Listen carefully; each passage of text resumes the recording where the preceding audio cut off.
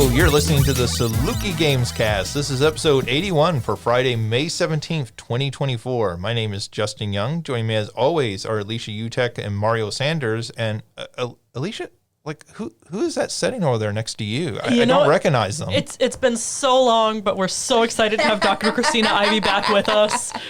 Oh, she looks so different. Like it's been so long. I actually do because I dye my hair every 4 weeks. But it is me.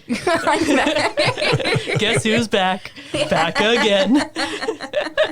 She is back with new hair, or new color of hair. Yeah. Well, it's shorter too, so it's like hot pink and really short because it's summer. Yay. Hot pink is the color of summer? Yeah. You're like Godzilla. He got a hot pink makeover. What? Yeah, did you not see that? In the new movie, he lights up. He gets like so radioactive, his back lights up pink. And he breathes pink fire. He And becomes a lady. Well, Barbenheimer too, I guess. And it made people mad. People lost their minds over this. 2024 really went, we still need Barbenheimer. Yeah. Well, like the director of this film and the last film, he did a whole lot of like neon lights in the last film because they're like fighting in Hong Kong, I think it is, at one point.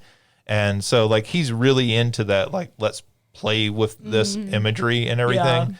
Yeah. It's the same director who did the movie The Guest, which is an excellent film if you've never seen it. But like anyways, so like in this one, he plays with that again. Like, okay, let's play with sort of like neon colors and everything. And he did that with Godzilla, and people got mad. And I was like, oh, it's Godzilla. Like they didn't make Godzilla pink. Yeah. They just made like the radioactive fire breath out of him pink. So now I'm just like picturing a Godzilla movie in the animation of the early thousands Barbie movies. Yes. And like that tracks. It's like the Birdo version of Godzilla. Makes me happy. Is Birdo going to show up in the Super Mario Brothers 2 movie? Crossing my fingers. I saw somewhere that I'm sure this is rumor, but like Danny DeVito really wants to play Wario. Yeah, somebody asked him in an interview, would he be interested in playing Wario? And he was like, sure. That would be amazing. The only thing that would have made that better is if he went, rah. I mean, that's fun casting, right? Absolutely. I would be down for that. I still want Proton John to be Waluigi, but then Danny DeVito as Wario. Oh, yeah. I would be down for that. Dream casting. So it is our first week post finals and everything. Like everybody should be done with grading since our grades were due Wednesday. Yeah. So it's no longer that time of the semester. Are you sure? Theoretically. Summer classes have started for some people. I started my summer GA work. Well, no, it's good. I've been napping. Same. So how's everyone doing? We're good. I'm good. Yeah.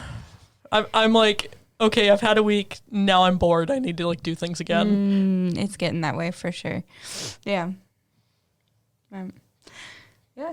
Like I said, mostly sleeping. I think I always my body, it needs that week after to just go, shh, it's okay. Yeah. It's over.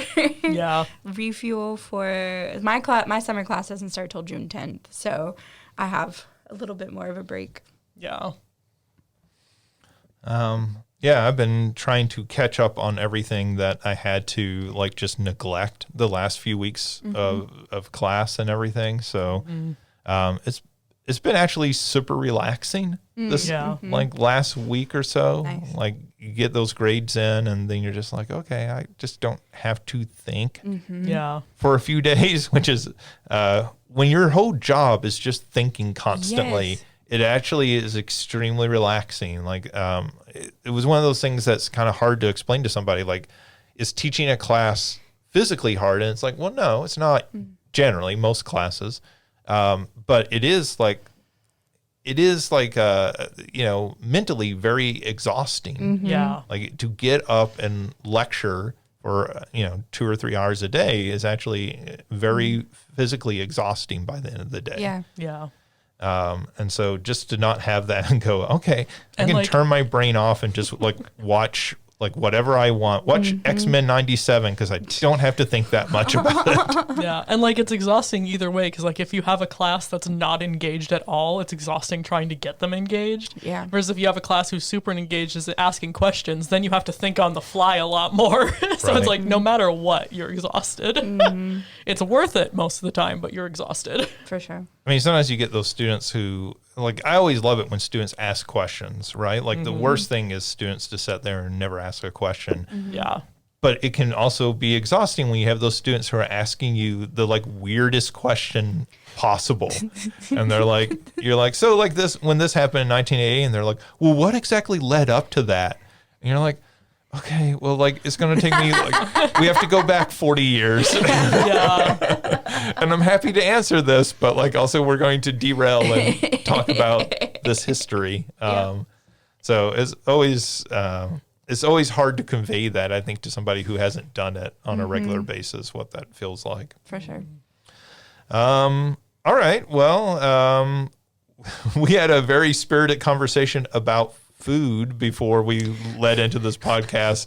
I think at some point we're going to have to do a top 10 ranking of fast food restaurants because there are some very strong opinions, and like It's gonna be like the Mount Rushmore of video games debate though, where we're gonna have to like really take it week by week. I don't know. I thought Christina was about to come over the table at Mario.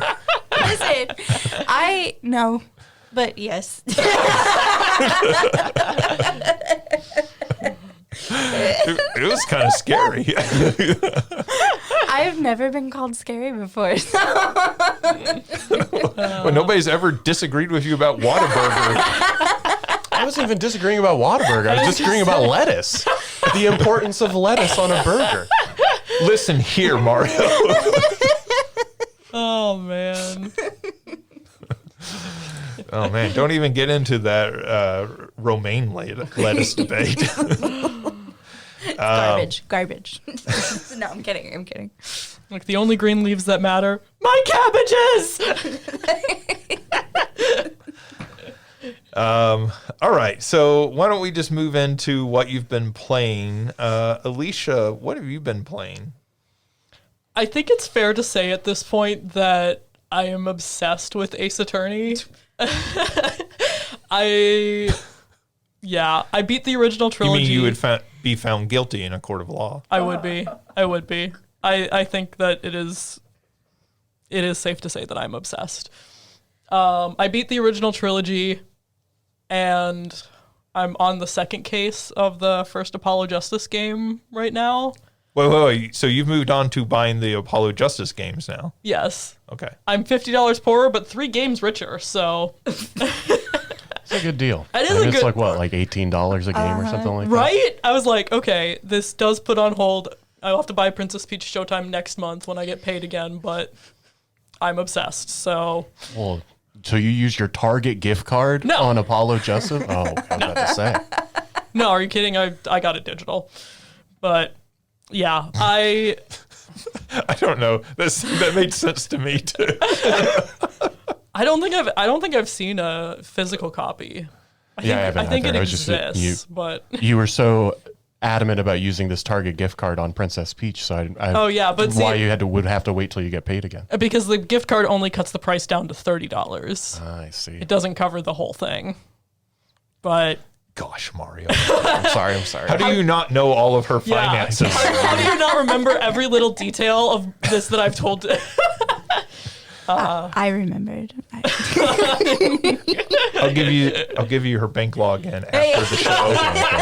You can be prepared next week. See how poor I am. Take pity. But no, I am fully obsessed.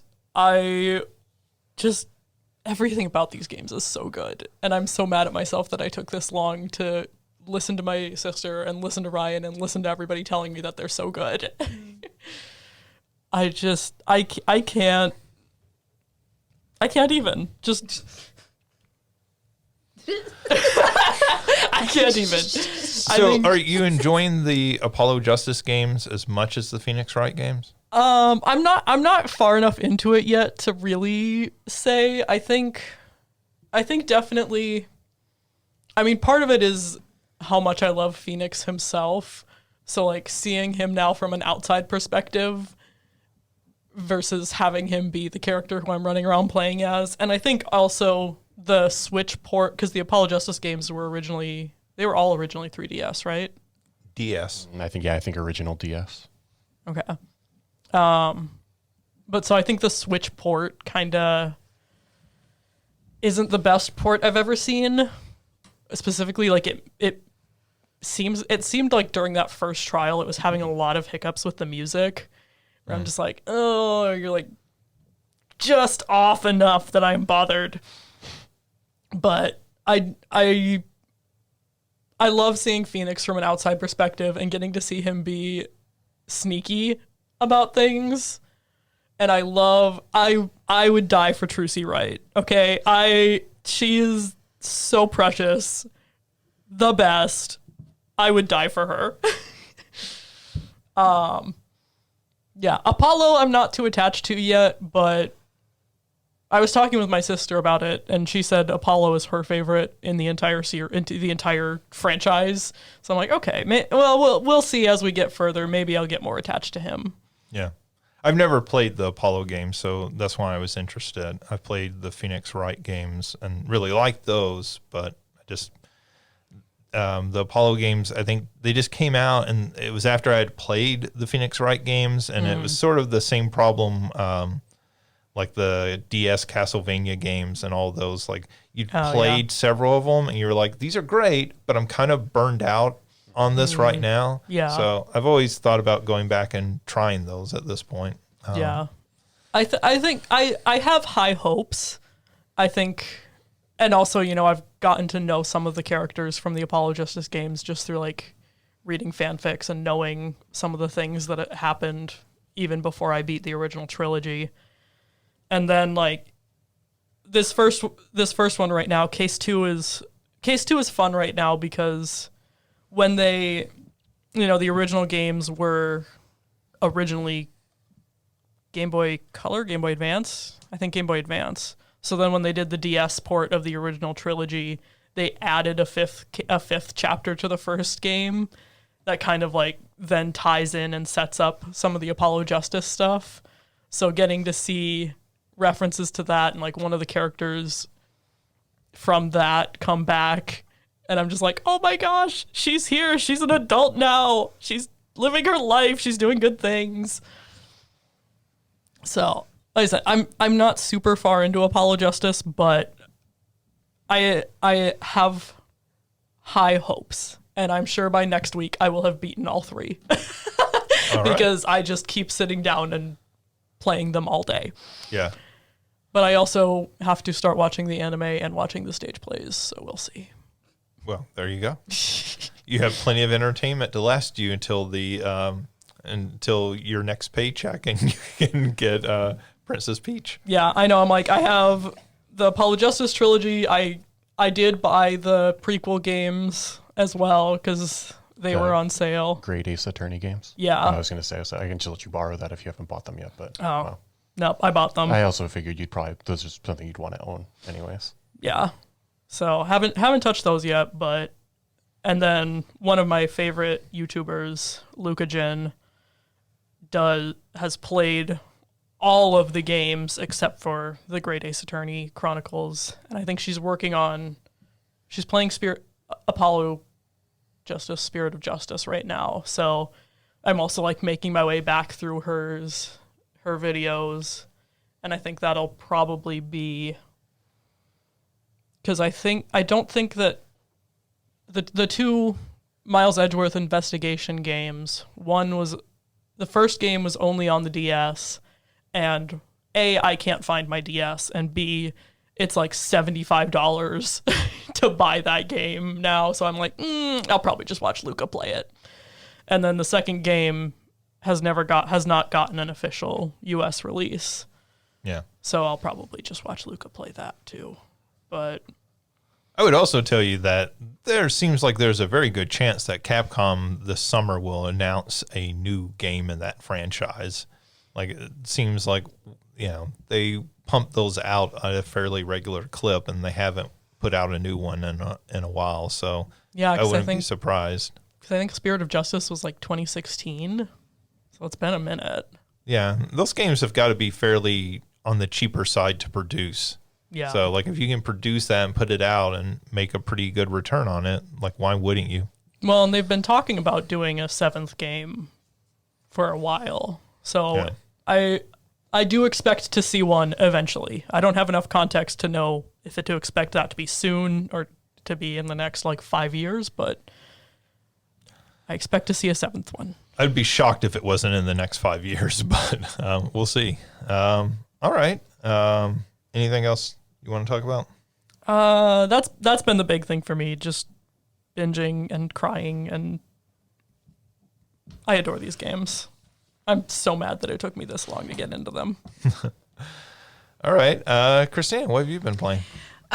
So I've only been really playing one game, but I've been watching a bunch of stuff. So while I was gone, I had to go back to Texas to visit family. And so one of the things that I really love doing, my cousin Andy, who I grew up playing games with, he's younger than me by about like 6 years or so. But his mom would always buy him the cool games. So we were buddies. He now is old enough to have a daughter named Hannah, and Hannah is 4 years old and is my best friend now. And so I got to watch her play the Princess Peach game. And hearing Andy talk about like them two connecting over that game was really sweet. And so I know that we had talked about like, who is this game for? Right. And it feels like Hannah, Hannah and Andy, for them to be able to bond over it. It's just really cute. So I really enjoyed that. Well, that's what we said at the time. This feels like a game made for little kids, particularly little girls, but like all little kids, like as a sort of gateway to playing more complex games. And I asked Andy, I was like, so like, did you start a separate game file? Have you beaten the game yet? And he goes, no, this is Hannah's game. She decides like when she comes over and she wants to play it. And usually what happens is she'll change the outfit of the day. That's what she wanted to show me, was the disco dress that she just got that she loved. And then she'll start the first level. And then as soon as it gets hard, she goes, Daddy, can you play now? And so Andy will finish the level and then she'll start the next level. And so it's this really, I don't know, it's just very endearing it was endearing to watch not only the gameplay, right, but also the two of them play it. So it was really sweet. I think that's really neat that Nintendo develops their games. Like they still keep that in mind. Mm-hmm. Yeah. Right? Mm-hmm. Like that a 4-year-old, a 6-year-old might be playing this game for the first time, and that, how can we make it so that their parent can play with them or assist them, or I know I was listening to somebody recently talk about their daughter playing Mario Kart, and they turn on all the assistants, like it's basically steering, and she just has to like she can play with the controller and she can control the gas and everything. And they were like, I always thought, well, this is all stupid. And then I had a daughter, and I was like, oh, no, this all makes sense. Yeah. Or, like, I know we talked a lot when Mario Wonder came out, like, having the Yoshis and the Nabbit option to not take damage and just plow through. Yeah. Yeah, it was real sweet. And especially, I know Alicia and we've talked about how, like, being a girl growing up when we did playing video games, there was almost this stigma around it where, we weren't. And so, like, watching Hannah and Andy play together, that was another moment of being like, yeah, girl, you get it. You play those video games. Yes, her dress is gorgeous. You play that super girly game and you rock it. And you have a blast. Because that's what it's supposed to be. It's supposed to be fun. Exactly.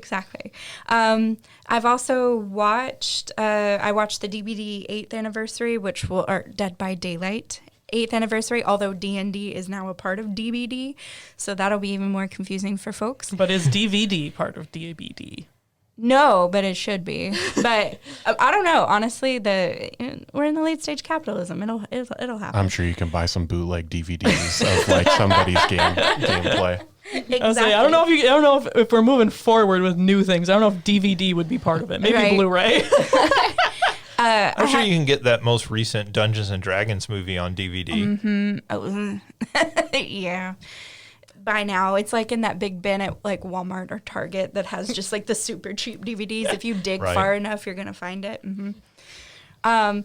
I have not got to play yet, but I have watched a little bit of What the Fog from that, which again we'll talk about a little later. But essentially, Dead by Daylight, they occasionally come out with little games that are based in the lore of their game. I think I talked a little bit about the Hooked on You game that was a few years ago, where it was like one of those dating simulation, but it's you being on a desert island and you're trying to woo a couple of the killers and dating. It was it's so good. I love it. And so this one's different, but we'll talk about it a little later.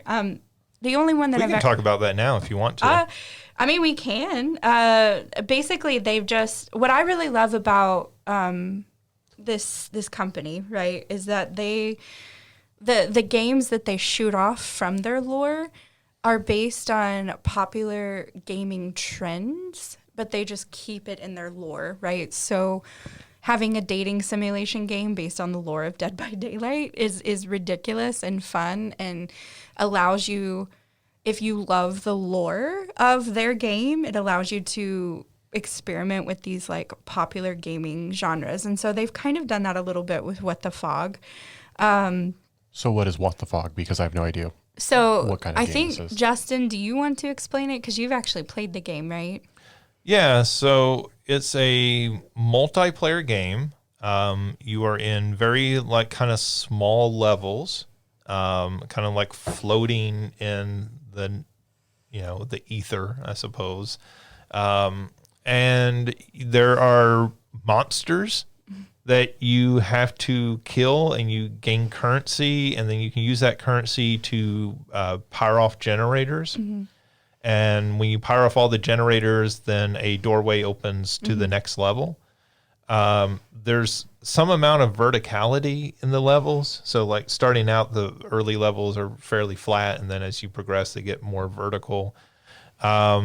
It's a co-op game, so you can play with more than one player. I think that's the basic idea. It's a roguelike, so you are getting upgrades in between levels. So you get a choice of 2 upgrades. Maybe you can change that to more than 2 later, but what I played of, you could only pick between 2. And then there are levels that feel like boss levels, but like it didn't really seem like much of a boss to me. So that's the general pitch for it. Yeah. But I'll let you talk. Yeah. So what I like about it again is it kind of plays with the lore in a different genre, like that. So the characters are like little cartoonish, little squishy characters. That's the best way that I can think of to describe them. Kind of almost chibi versions. Yes, like thank you. Almost Yes. Nickelodeon Yes. style. That's how I was thinking of them, as the very chibi, Yes. stylized. Yeah. Absolutely. And so I don't know.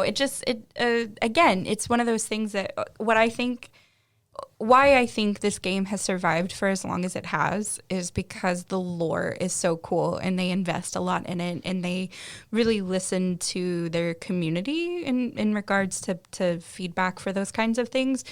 So the fact that they experiment with it in different contexts, to me, just makes it really, really interesting and really cool.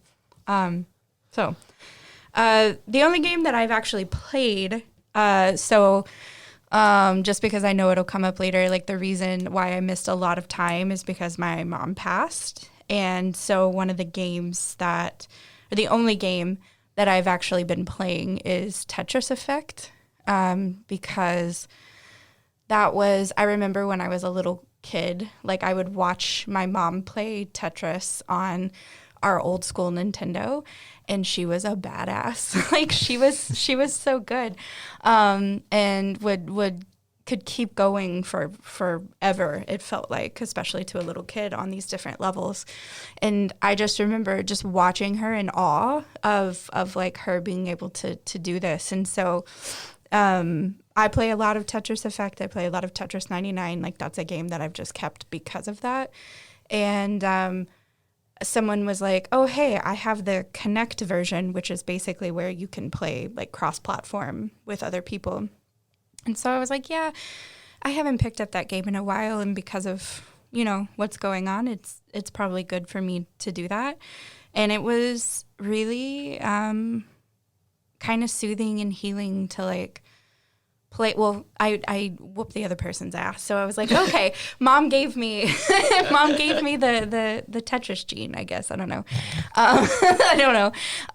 But it was also just really nice to sit there and to play a game that I know my mom like really enjoyed, and that brought her a lot of like comfort and peace when things were going crazy. And so yeah, that's the only one that I've actually sat down and played in this big break. But it was a good time.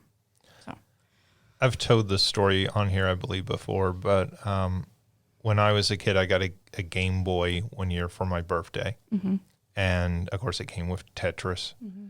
And I remember like one day I couldn't find my Game Boy. And of course, like, little kid, you kind of panic because I was old enough to know it was probably my fault if I had lost it. Yeah. And so come to find out, my parents had taken it because they were playing Tetris, and they would take it and play Tetris against each other and try to knock each other off the high score. And they would go back and forth playing Tetris with one another. And so and my parents weren't big video game players. I mean, they would occasionally play something. My mom likes Super Mario Brothers, but so it's hearing you tell that story about your mom, it's funny how those games connect, because you were just talking about Princess Peach, and we build these memories, right, with people over games in the same way that you build a memory that, I remember going to the movie and seeing this particular movie with somebody, and that it becomes this very core memory of connecting, and then you go back and you play that game, and those memories flood back in the same way that people talk about listening to a favorite song as a child, gives you those nostalgic feelings. Yeah. And it's funny that Tetris was that game, right? Yeah. For a generation. Yep. Because it was the game that parents played. Yep. And I had so if you've never played Tetris Effect, right, you know that the soundtrack is the thing that's probably one of the most memorable parts of it. The visuals are really nice, but the soundtrack's beautiful. The person I was playing with chose the game mode, and they chose classic game mode, which gives you the music from the original game. And I was like, can we pause? Because I started to cry, because it wasn't even the gameplay that reminded me of it, but some of the elements of the game too. Just hearing that music with what I was already doing, I was like, right. I lost it. I was like, listen, I'll kick your ass in a second. Can we pause though? Or this can be my handicap, playing through my dead mom grief, whatever. But I was like, we have to slow down for a second, because I cannot see the pieces anymore. So it was just, it's one of those things that's I know that we've talked about grief and gaming a lot on the podcast, and I don't know, it was just one of those moments that kind of demonstrated that video games are so much more powerful than I think a lot of people realize, because of those connections that you're talking about. So even the most simplistic games like Tetris, right, can have that power. So yeah, no, that's actually a really beautiful story. Thank you. I mean, to have that, make that connection for you. Mm-hmm.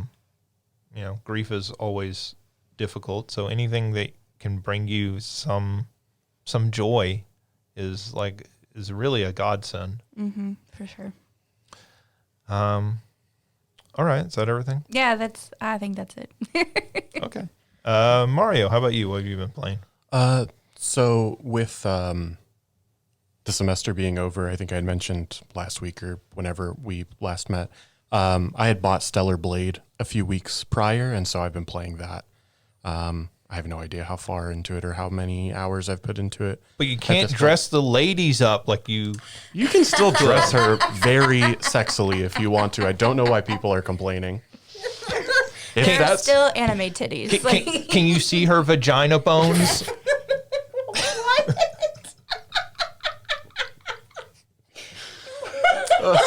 Did they censor her vagina bone? so the developer actually Please came stop out. saying that. The developer actually came out and talked about that because everybody was all upset about the censorship in the games, and the developer was like, "Nah, that wasn't censorship. That was just us deciding to go back for creative control." And so yeah, I have not really engaged with that whole conversation that's happening online. I know what the conversation is, but I have not engaged with it. I'm sorry. I'm just endlessly amused by stupid people on social media. Vagina bones? I can't. Have you Please never stop before we have to make that the title of this episode. have you never seen that social media post? I'm looking it up now. So it comes from a player online who complained that in a port or a remake or something that that they had censored the game. And he couldn't believe they had censored the game. Like, you can't even see her vagina bones anymore. It's what he wrote. And people are like, dude, like, what are you even talking about? Yeah, I mean, it's the conversation that happens with all of them. It was the same conversation that happened with Tifa's model in the FF7 Yeah. remake. Yep. I wouldn't be surprised if that's what that came from. Yeah, that's But, what's coming up first. Yep. But Look, if they want that, just go play Gal Guardians, right? Also, I've just tricked Christina into Googling vagina bones Oh, I at totally work. did. You know what? This is karma because I made my my advisor when I was writing my dissertation look up leather daddy at work. So this is this is karma. I promise it was relevant. I think you've told that story before. Oh yeah. Because then I also had to I mentioned taint, and so that he didn't have to look it up, I put a definition in the footnote. I was so tempted right now to just take my headphones off and curl up under the table. if that's what you need to do, be supportive of it. Sorry, Mario. We're derailing your Yeah. discussion. Anyways. Stellar Blade. Stellar Blade Mario, is literally, I don't engage in this conversation, Justin and Christina, but this conversation. I mean, it's a good game. I will say that much. The combat is really good. I've never played any of like the Souls-like games, so I can't say if the combat is at that level in terms of difficulty. I will say that it is not easy. It definitely, it is very much, you have to be able to perfect parry, and you have to be able to dodge. Enemies, like even basic enemies, will kill you if you're unable to do so. So it is in that sort of Souls style, because I just thought it was a character action game. I was thinking something more akin to Bayonetta from what I saw. I think that's probably a closer comparison because it is very much like this character, outside of her outfits and her earrings and her glasses, you don't get a ton of control over her look or anything. You can customize different stats and stuff like that, but it is very narrative driven, and it's not like the Souls games where it's like there's a narrative and there's lore, but it's kind of up to you to figure it out. There are cutscenes that are not super long, but they are going into depth, and you have these relationships with other named characters. And so Bayonetta's a closer comparison in terms of the way the game actually plays. I think in terms of the combat, though, I think it's probably, like I said, I feel like, the Souls-like combat has sort of just become the default combat for a lot of games of you can't just go in expecting to tank all of this damage and sweep through enemies. You have to be able to go into it strategically. You can't just mash B and survive. I mean, there is a lot of like mashing for like attack combos, but you need to be able to like take a step back after you've got your combo off, be able to guard a few times to like, so enemies have a balance meter or like I never played the Sekiro games, but you know, the parrying was kind of a big part of that game, right? Sure. And so if you've parried them a certain number of times, you can like knock them off balance and you can get like it stuns them effectively and get like a longer combo off on them. But I will say, I don't think like I said, I've never played many of those games. I think I would be pretty terrible at most of the Souls games. I don't feel like I struggle too much, and maybe that's just because they give you an adequate amount of healing, or they make the like places that you rest at regular enough intervals where I don't feel like I'm game overing all the time. But it's a good game. The story is intriguing. I'll be interesting to see where it goes. I was telling Christina the other day, I feel like has to be some sort of like religious influence with this game. The main character is Eve. The other main character is Adam. The third main character is Lily. So like there's very clearly like I feel like we are going to take some sort of like religious turn here. I don't think it'll be like overt or too in your face. It doesn't seem that way. A lot of Japanese games weave in like religious mythology throughout them. I mean, like you go and you play the Final Fantasy games and they're like taking like Vishnu and stuff are like popping up. Every JRPG is just about killing God. I was going to say Moon Channel even has a video on like, why are JRPGs always killing God? So I'll be interested to see what direction. I know that there are multiple endings, and haven't looked up what those endings are, but I have looked at like, okay, what do you need to do to get like the true ending of the game? Because supposedly once you go one direction, you cannot go the other direction. I don't really want to play the game a second time. Although if I did, they have 3 difficulties. Well, 2 difficulties when you first start. They have a story mode, which is like it makes the game and the combat a lot easier, and there are sort of assist settings that you can turn on to make the parrying and the dodging easier if you just want the story. And then they have, I think, what is just normal mode, which is the normal gameplay. And then for New Game Plus, they have a hard mode. So I would consider going through again on the story mode if it really is easy enough to just like run past enemies and run through the game. But at that point, I would probably just watch a YouTube video of what the other ending is. Yeah, it looks like it splits, and then the one ending has another split based on some of the mechanics. So I guess there are 2 endings.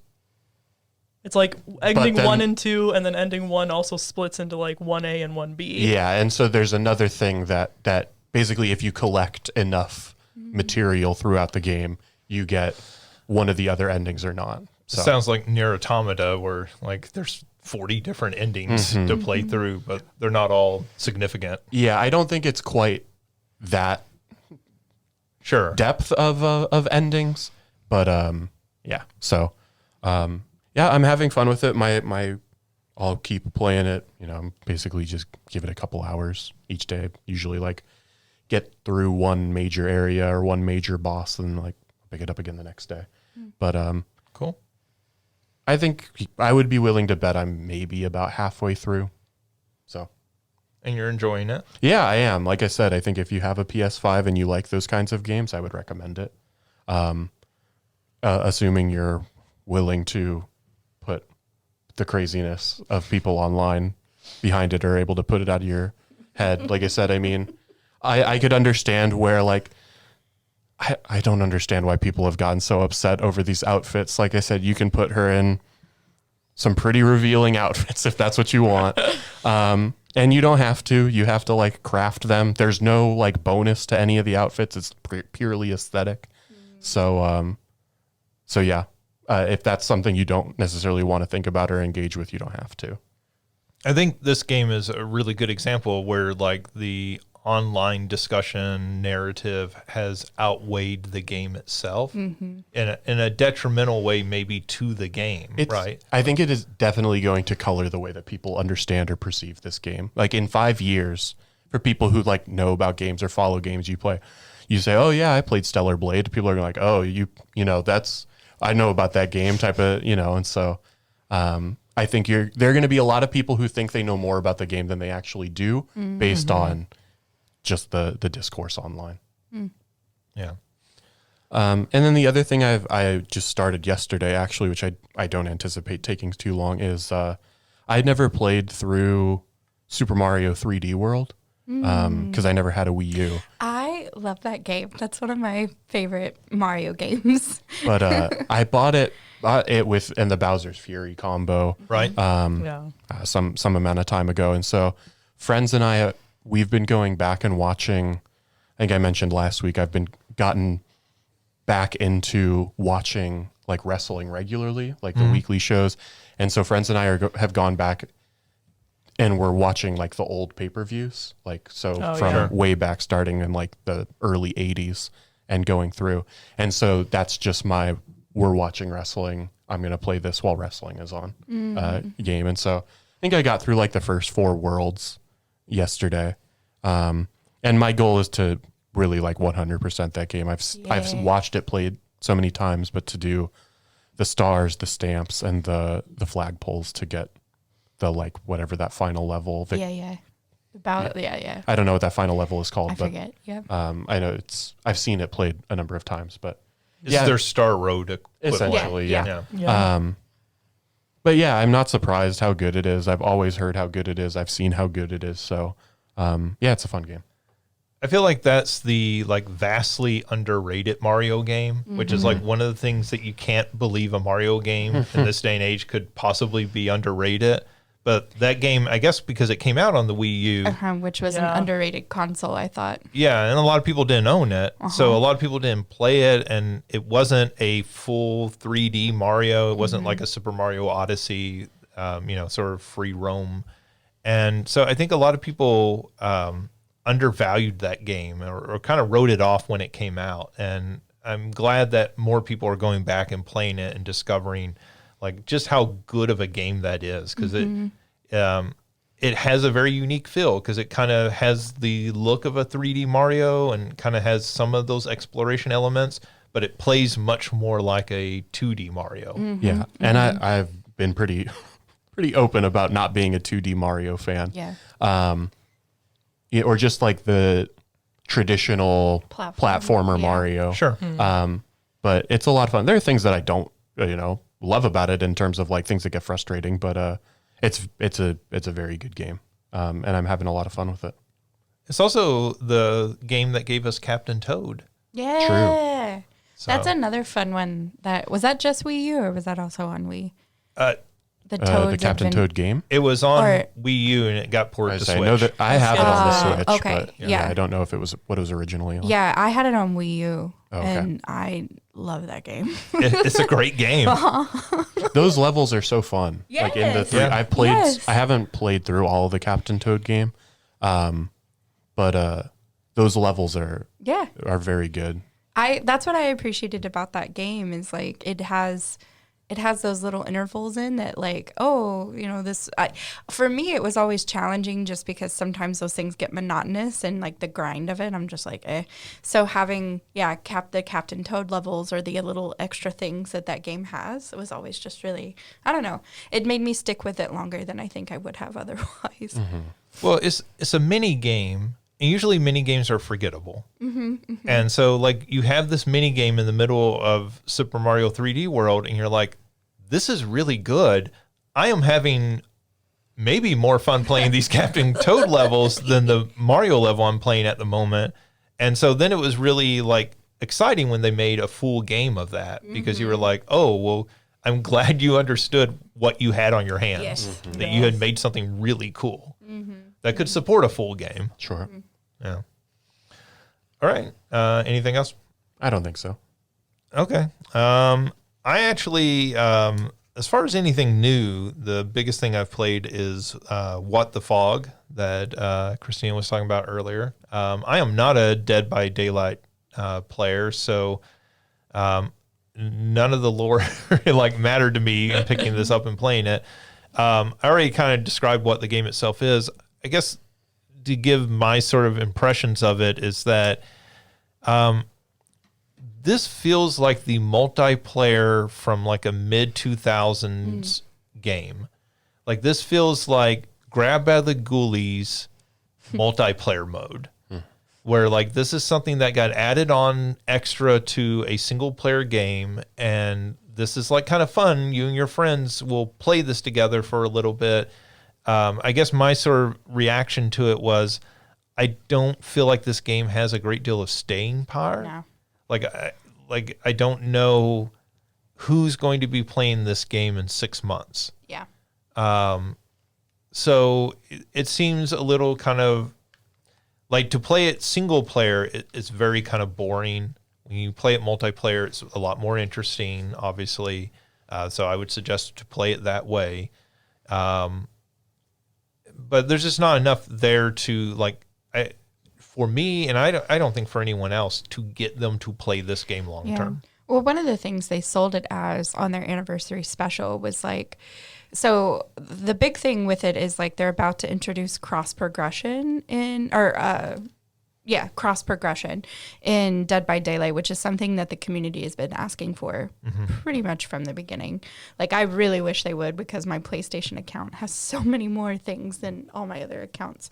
And so to incentivize folks to open up a behavior account, like this game was free to the 2 million folks who basically created an account.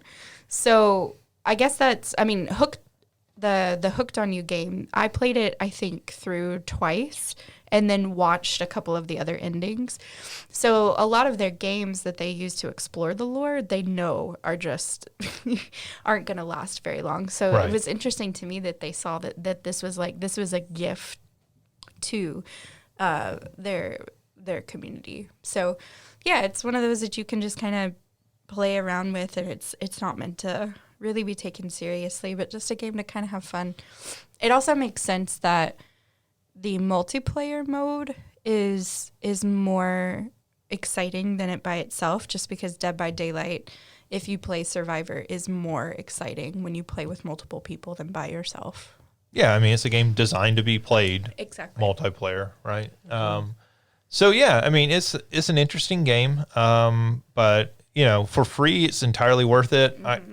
For any amount of money, like over $5, I would have trouble recommending it to most people. But maybe there's an audience that will catch on to it. It does very much, like you say, it feels like this. They're not viewing this as a pillar to stand next to Dead by Daylight, right? This is not a way to really expand that fan base. Though this is more kiddie focused, so maybe this is the game. If you have a little brother or sister or a child and you're like, well, they can't play Dead by Daylight, that's a very adult game, maybe they can play this instead. And they feel like they're getting to have a little bit of that fun. And I want to say, if you weren't one of the first 2 million folks to download it, it is available on Steam for less than $5. Okay. So yeah, I wasn't sure on the price. Yeah, again, they knew. They were like, this is not gonna be anything good. Good in the sense that you'll enjoy playing it, but not like it's not gonna stick around. Yeah. So that was the main thing that I've played. Other than that, I've been playing some older games, but nothing really to talk about at the moment. So why don't we move on into news? And we have quite a bit of news for this week. Let's start off with Square-Enix. So there's been a lot of speculation about Square and how their games have been doing, and really kind of what their perspective on how their games have been doing. So they came out and announced a new 3-year plan to lay the groundwork for the future of the company. And the biggest news out of this 3-year plan is that they are going to shift to a multi-platform strategy. So they basically said, hey, we're done with console exclusives. we are going to move everything to a multi-platform strategy. So that, they specifically mentioned Xbox, PlayStation, Switch, and PC. So the idea that going forward, you will not get something like, Final Fantasy 16 just on the PlayStation 5, that game would, theoretically launch across PlayStation 5, Xbox, and PC, if not at the exact same time, then a much more compressed release schedule than, the year plus that they're looking at right now. So this seems to be in response to their recent releases. So they specifically mentioned Final Fantasy 16, Foam Stars, and Final Fantasy 7 Rebirth as having underperformed for them. Now, if you remember, Square-Enix are the people who got rid of Crystal Dynamics because they said the Tomb Raider games were underperforming. They also got rid of IO Interactive because they said the Hitman games were underperforming.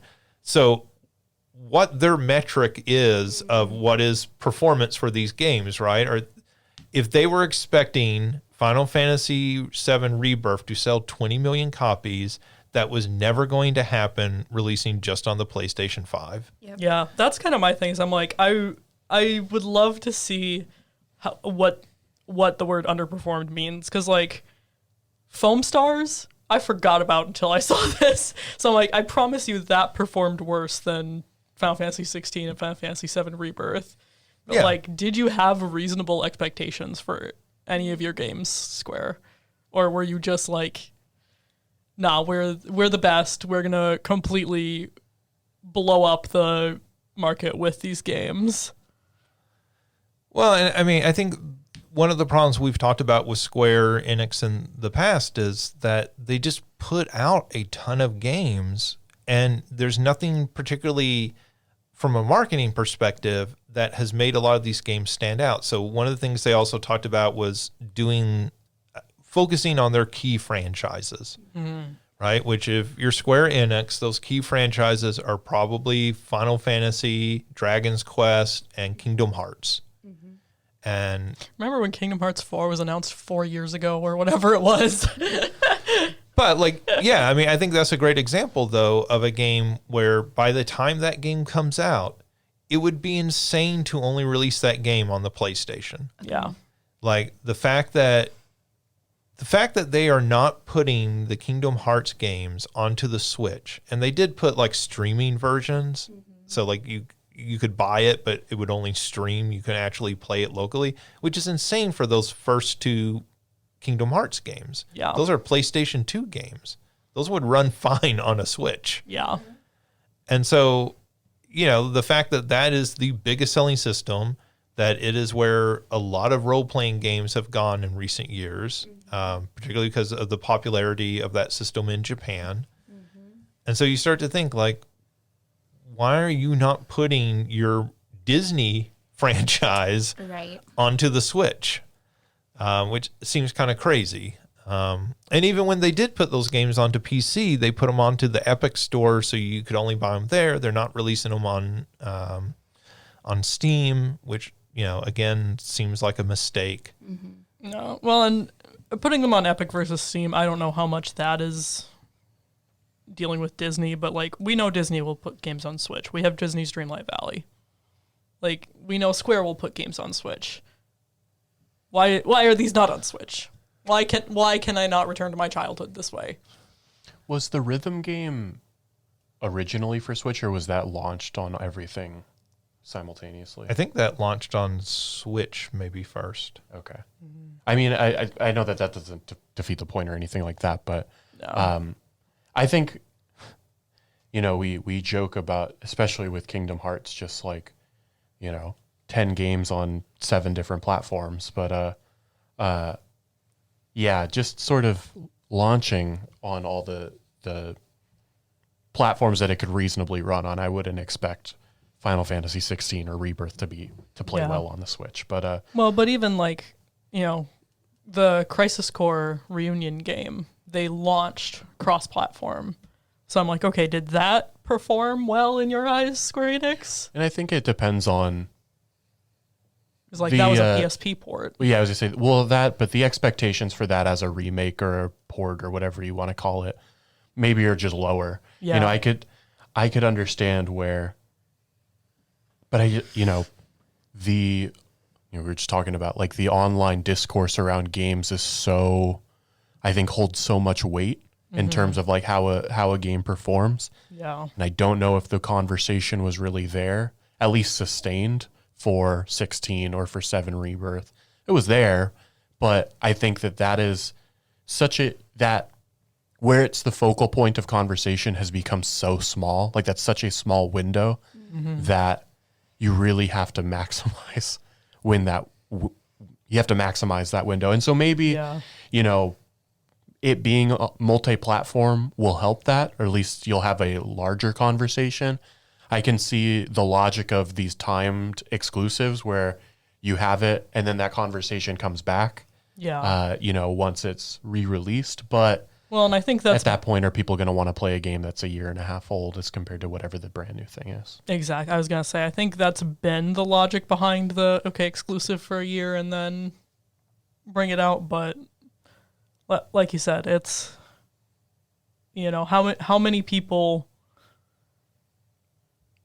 and again, this is social media, so everything is blown out of proportion, but how many people on social media did I see complaining about remake when it first came out and Rebirth when it first came out of like, well, why isn't this on PC? I guess I'm just never going to play it then. And it's like, yeah, even when remake did come to PC, I don't know if those people came back.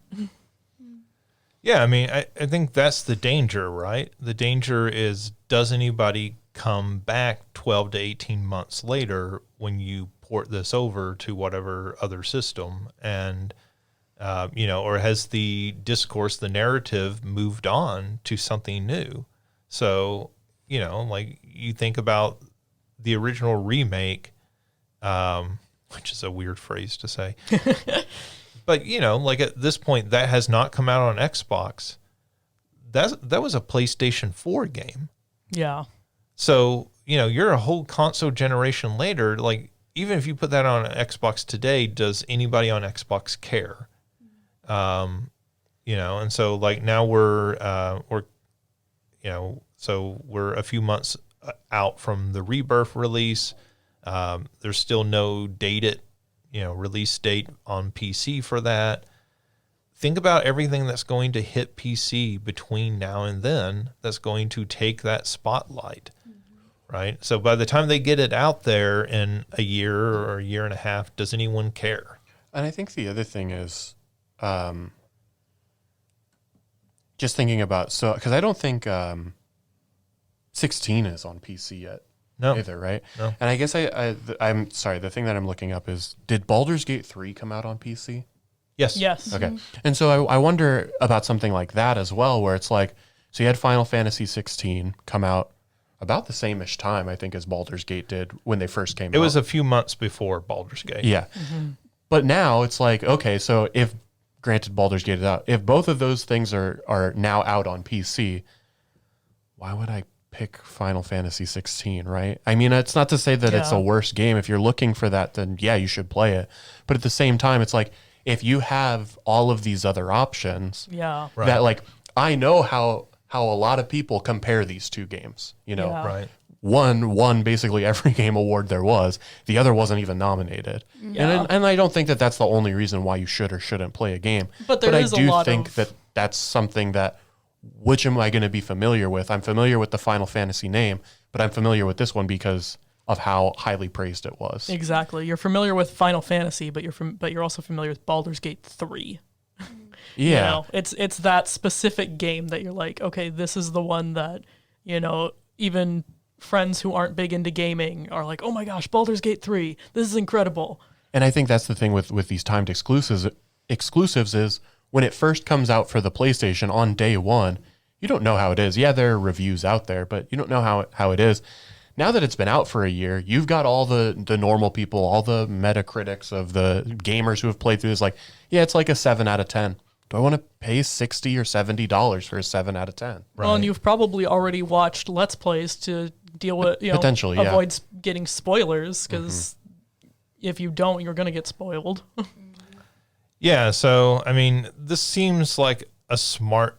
Well, this is what everyone's doing. Yeah. Right. Yeah. This is what every company's doing. This is what Sony and Microsoft are doing as well. So Sony has moved more and more to releasing their games onto PC. Ghost of Tsushima is coming out, and then we're going to talk here in a few minutes about Microsoft and kind of their strategy moving even more into third party and releasing their games everywhere. I think these games cost so much. If you're going to make a game of the scale of Final Fantasy VII Remake, of Final Fantasy 16, of what I'm sure the scale of Kingdom Hearts 4 will be, like, you can't make a bet on one console with that. Yeah. Like, there's just not enough money in it. Even, I mean, I don't know what the budget for these are. I imagine even something like Foam Stars, like that probably cost way more to make Foam Stars than basically any game that came out 20 years ago. Yeah. Right. Yeah. And so like that was okay to do something like that 20 years ago. But now it needs to be as widely available as possible, even if this isn't meant to be your like home run hitter game. Yeah. Yeah, because I think even more so if it's not meant to be your home run Sure. hitter game. well, and because something like Foam Stars is right, it's trying to ride the coattails of Splatoon. Yeah. So if you're going to do that, then where's the market for a Splatoon coattail rider? It's everywhere Splatoon isn't. So that's PlayStation, that's Xbox, that's PC. All the places people can't play a Splatoon game, who might have looked at Splatoon and been like, that looks like fun. I'd like to play a game like that. Even more so for a game like that where I don't think you can play that game by yourself. And No. so it's like you need to, again, have as large of a player base Cross-platform. as possible. Like that's why when we talked about like, I think it was day one, the PS Plus game for whatever, when it came out, right? And it's like, that was a smart decision because at least you're going to have as many people playing it as possible. Yeah. And I'm sure they probably get some amount of kickback from the PS Plus sales They for do. that Yeah. month or whatever. But yeah. Whereas I imagine, Final Fantasy VII Rebirth is thought of as probably like a console mover. Like people will buy a PS5 for something like that if they don't already have it. Yeah. But I don't know if they get anything necessarily back from something like that. I think one of the things people also underappreciate about something like a Final Fantasy VII Rebirth is just by the nature of that being the second part of a game, Yep. its sales are going to be lower than the first part of that game. Yep. Right? Because there are going to be some people who don't come back for whatever reason and buy part two. Right? This has always been the problem with episodic games. And you're not going to have a lot of people who jump into the middle of part two of a 3-part story. Yeah. Right? And you're going to have even less people who buy part 3. Yep. It's like, it doesn't matter how good of a game any of them are, right? You're going to have declining numbers, so you need to expand that customer base rather than contract it. And there's a hell of a lot fewer PlayStation 5 owners right now than there were PlayStation 4 owners when Remake came out. Yeah. So, I mean, it's just a numbers issue at the end of the day for them. But this seems to be their new strategy. So, I mean, I would expect to start seeing, there's probably some contracts that they've already pre-signed that they can't get out of. But any new announcements going forward, I would imagine, are going to be multi-console releases. Yeah. I'll be interested to see what happens with part 3 of Final Fantasy VII R, if that was already pre-signed exclusive, or if that'll be. Sorry. Oh yeah. I don't want to cut you off. No, you're good. Have they announced, is this going to be a 3-part thing or have Yeah. they said, Yep. is it still up in the air? No, when they announced the title of Rebirth, they said it was going okay. to be 3 parts. Okay. They just haven't announced the name of the third one yet. Okay. Right. Because I know when it was first announced, it was not like a Right. There like, was this is gonna be no. like a 17-part series. Yeah. Like what the hell? It was not clear when Remake came out, but when they announced Rebirth's title, they said 3 parts. okay. I think there was fear when Remake came out. Was this going to be like Shenmue, where like, hey, we're making 12 parts to this? There and then- was fear. I can confirm. I remember having the conversation with my friends about it. Yeah. And so, I mean, it's good on them. Like, I think a trilogy, if you're going to try to expand this game, a trilogy makes sense. Anything more than that seems insane. And I think even a trilogy is kind of crazy to attempt, but like they're doing well with it. So credit to them. So in other news of companies having some issues, Sony missed their sales forecasts of 21 million with only 20.8 million in fiscal year 2023. So this last year, they only sold 20.8 million PlayStation 5s. That's a 29% decline. They expect to sell only 18 million for fiscal year 2024. So again, another decline. So yeah, I guess we'll take this kind of one piece at a time. PlayStation 5 consoles are slowing down. They're selling fewer. They're not increasing their sales. Even with pretty big discounts over the last year. They were pretty good deals with the Spider-Man 2 game, and right. You could get that console for $400 to $450 easy at several points this last year, and their sales are still decreasing. It seems like people who wanted a PlayStation 5 have bought a PlayStation 5 for the most part, and the people who haven't either don't want one or they can't afford one. Yeah. And so, the sales will continue to trickle. This is obviously a problem, like not only for Sony, but obviously if you're Square-Enix or some other company making games for that system, because is there enough of an audience to make your money back if you're spending, I would guess something like Final Fantasy 16 had $100 million budget, plus. And so are you making enough money to make that back? And so that's why we see companies going third party, or these third parties going multi-console releases. All right, they can't afford to do those exclusive releases. There's not a big enough installed base, and that installed base is not growing fast enough to make it worthwhile to keep trying for that. Let's see.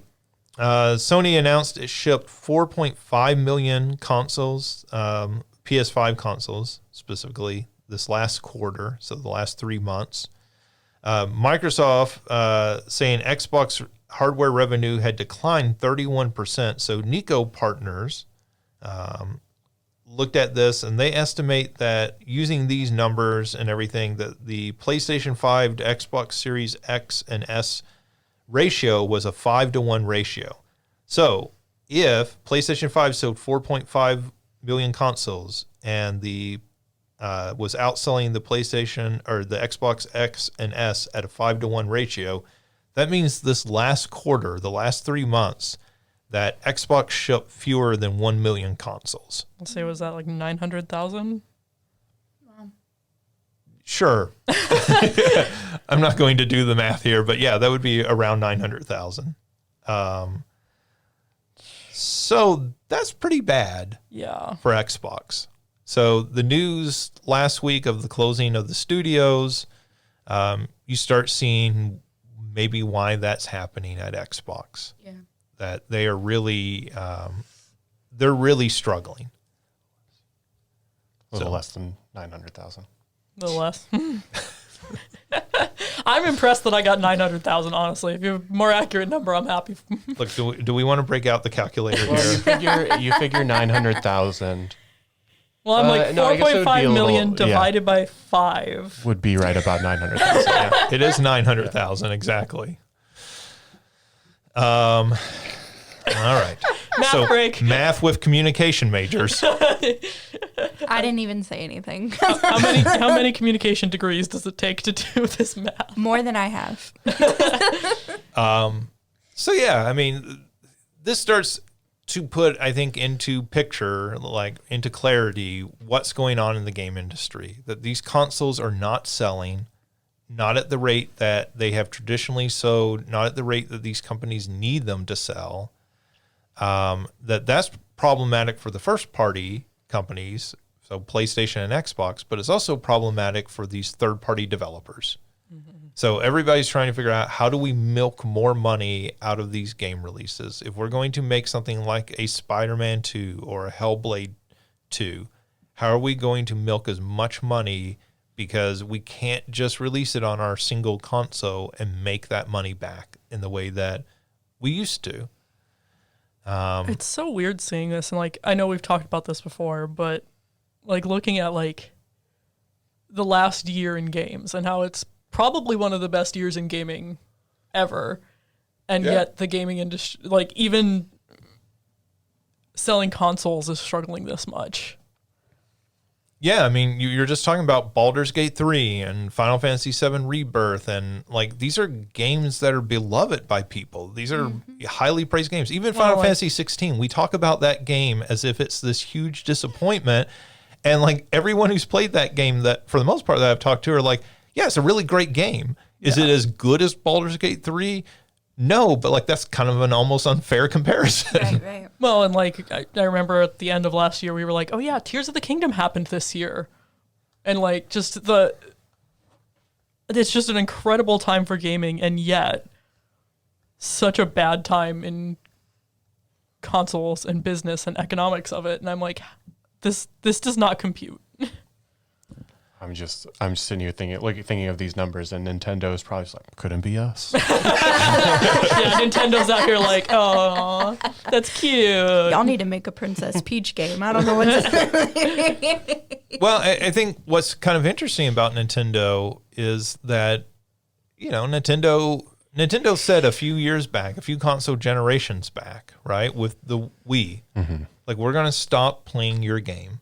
We're going to stop trying to directly compete, and we're going to do our systems, our games, our way. Yeah. And yeah, I mean, you're right. Like, they're laughing all the way to the bank. But I mean, let's also be fair. Like, Nintendo had to combine their console and handheld businesses. Yeah. Right? Like, Nintendo also faced an issue, which was that cell phones and tablets were killing the mobile market. Yeah. Like, you could not, the difference in sales between the DS and the 3DS.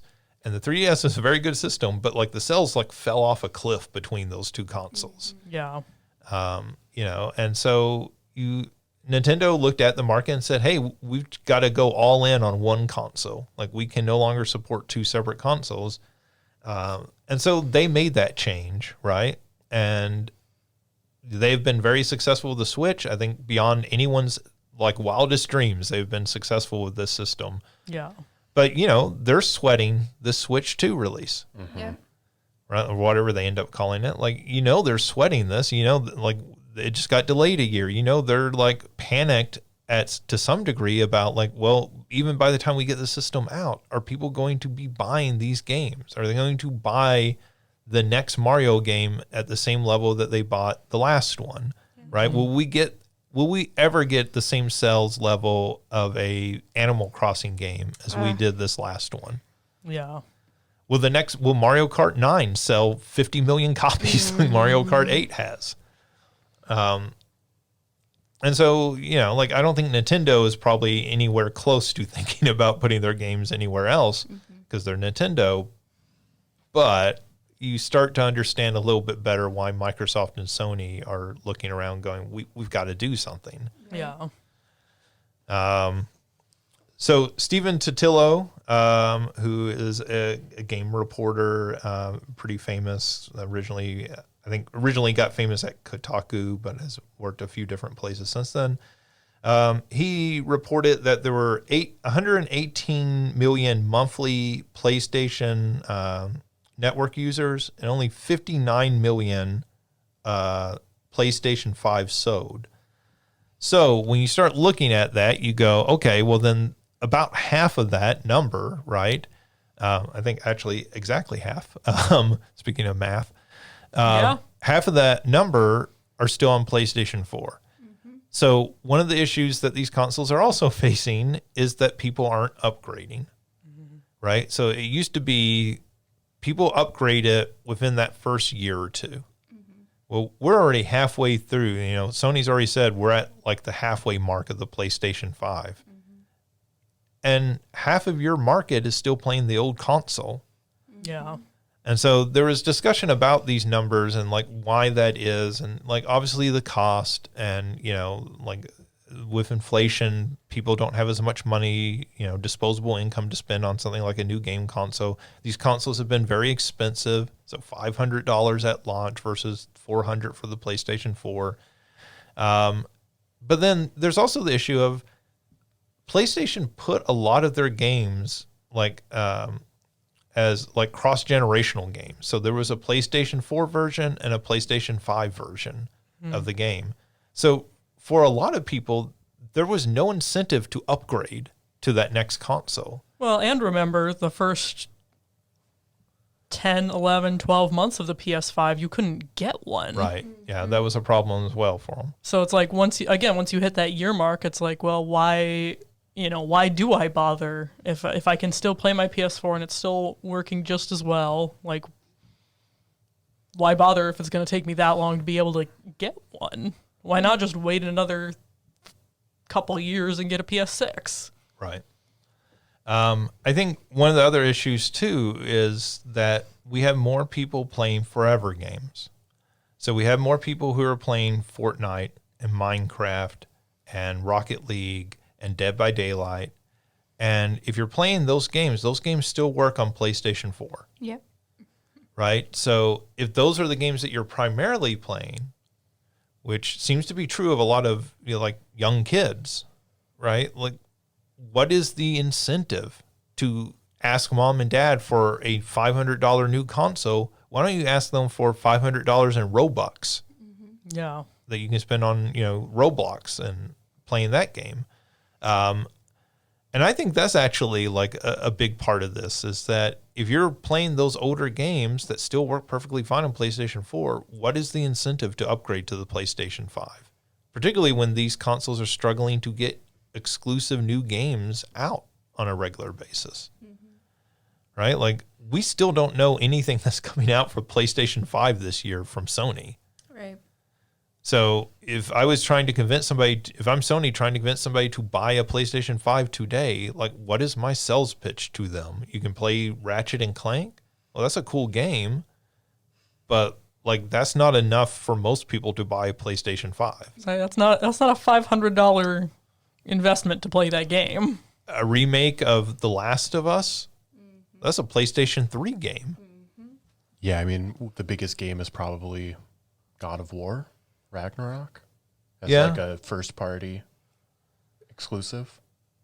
Yeah. No, even that was over a year ago, wasn't it? Yeah, it's going on 2 years ago at this point. Yeah, because there's rumors of that coming out on PC now. And that's a sequel as well. Right. Yeah, I mean, I think, I know it's not a first party, but Stellar Blade is an exclusive, at least as of now.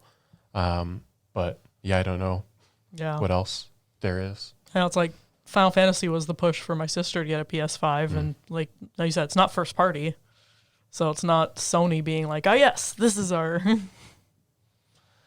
Yeah, I mean, and I think Sony's been using those kind of as pitches, right? These third-party games, the Stellar Blades, the Final Fantasy 16s, because they don't have a whole lot themselves to market, right? Yeah. So, yeah, I think that's really interesting how many people are staying on the PlayStation 4. We've always had that.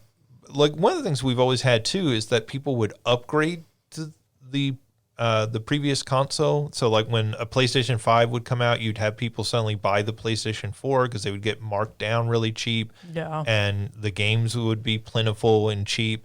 And one of the things that happened was that didn't happen with the PlayStation 4. You didn't see a $100 or $150 model PlayStation 4 on the market. Yeah. So you didn't have people buying those, to like, oh, I'm going to play the last console generation games. That's a cheaper way than trying to keep up with the Joneses. Can we jump ahead in the news really quick that ties to this? Was just sort of later that GTA 6 official releases fall 2025. Consoles will be sold there. That is something that will move many consoles. That'll be on everything, but well, but they've also said that's coming to consoles first, not to PC. So just like they did with Grand Theft Auto 4 and Red Dead Redemption 2, they're releasing that exclusively to consoles first. And, that is one example of a game where they release it to consoles first. A year later, they release it to PC, and they get that second bump of sales. And it does not matter. Yeah. I mean, but like It's the Yankovic bump. they're, Rockstar is in a unique position, right? Yeah. Like, so yeah, that point you were pointing to, like Grand Theft Auto 5, they report it has finally passed 200 million. So we joke about Mario Kart selling 40, 50 million. This game has sold 200 million because they released it for PlayStation 3 and then PC, and then they did a PlayStation 4 version, and now they've done a PlayStation 5 version, and you have people who have bought that game 2 or 3 times. Yep. Yeah. Yeah, I want to say I saw something on Twitter the other day of, this game has got to be going close to like a decade old at this point. Yeah. And it's like... It spans 3 consoles. Yeah. Well, and they were saying like every single month it has hit I don't remember what the number was, but like it has hit this particular number in sales. Wow. Like it has never fallen short of this particular number. Dang. And I don't know if even like it Pokemon fell has pulled into that off. 200 million. I mean, Pokemon's never sold 200 million. Yeah. So, there aren't a whole lot of games. There's like Minecraft and a few others have reached that sort of level. So, yeah, obviously everybody wishes they could make a Minecraft or a Grand Theft Auto 5. Most people aren't making those. Sony, as part of all this news as well, has, Jim Ryan had stepped down as CEO, so they have appointed new co-CEOs. So Herman Holst and Hideki Nishino, I'm probably butchering that name, so I apologize, are their new co-CEOs. My understanding is they're splitting responsibilities between the two of them, so it's not like they're going to have to agree on everything. They're going to be handling different parts of the PlayStation business. And then they will report to the CEO of Sony, who will make any sort of final decisions or settle any disagreements.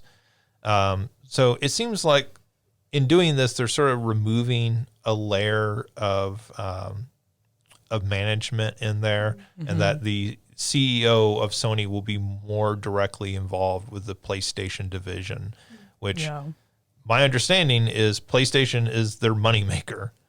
For Sony, right? Like that's where they're making most of their money. It's not on Discmans anymore. It's not on headphones and whatever else. Not in the way it used to be. So Microsoft also back in the news. So there's been lots of fallout since the closures last week. So one of the things that fell out from this is there is this Microsoft Latitude project. And this Latitude project, one of the goals of it is for there to be no red line on which games come to the PlayStation 5.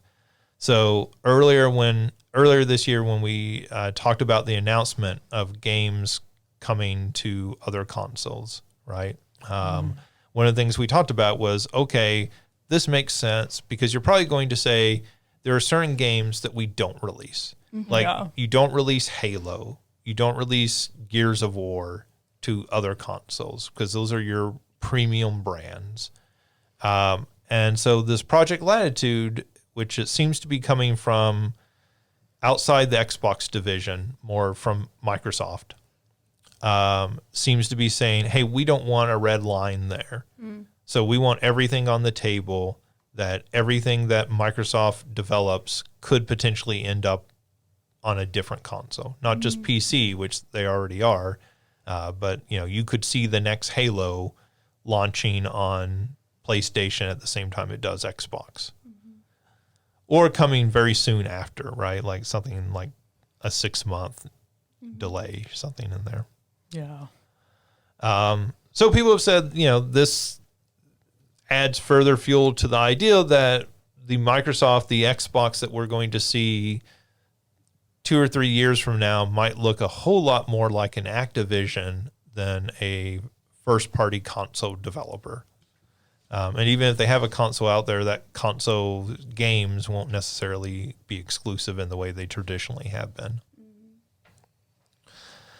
Speaking of Activision, Activision is starting a new studio to work on an original AAA franchise. So this news comes out a week after they shut down 2 studios. Granted, those 2 studios were not part of the Activision part of the company. But still, that's just not a good look, Microsoft. No. It's just not a good look. I mean, so this seems to add some fuel to the fire that Microsoft really is running these companies independently of one another. Yeah. So I think the mindset everybody has is, well, Microsoft has all these developers, all these development studios. They're all Microsoft, whether you're under Bethesda or Activision or, something else, Ninja Theory. And this seems to add fuel to the fire that these are all not part of one big conglomerate, that they are running Activision independently of Bethesda and independently of Ninja Theory and independently of, this other development studio that they have. So that shutting down some studios out of Bethesda makes sense while at the same time starting up a new studio within Activision. I agree with you, Alicia, that from the outside to most people, this looks insane because this is not how anybody thinks this works. Yeah. And it maybe should not be the way it works. And that's the thing is I get how it works that way. And I think it's silly, to put it kindly. I think it's Microsoft being ridiculous to run them all independently and to be shutting down and opening up like it's nobody's business. Some good news out of Xbox. They have announced a new Proteus modular controller aimed at players with accessibility issues. And this will launch for $300 this fall. So if you remember, Microsoft makes an adaptive controller for people with disabilities. This seems to be a new format for that. Like they're not getting rid of the original adaptive controller. This is a different format for trying to reach people with different issues, I suppose. The thing that kind of struck me about it is it looked like it was a one-handed design controller. You could play it with just one hand. So if you had, for whatever reason, motor issues in your other hand or, even lacked a second hand. There is a picture here where it's the modular being, it's just set up into little pieces. There are some configurations where you can make it a two-hander controller. Okay.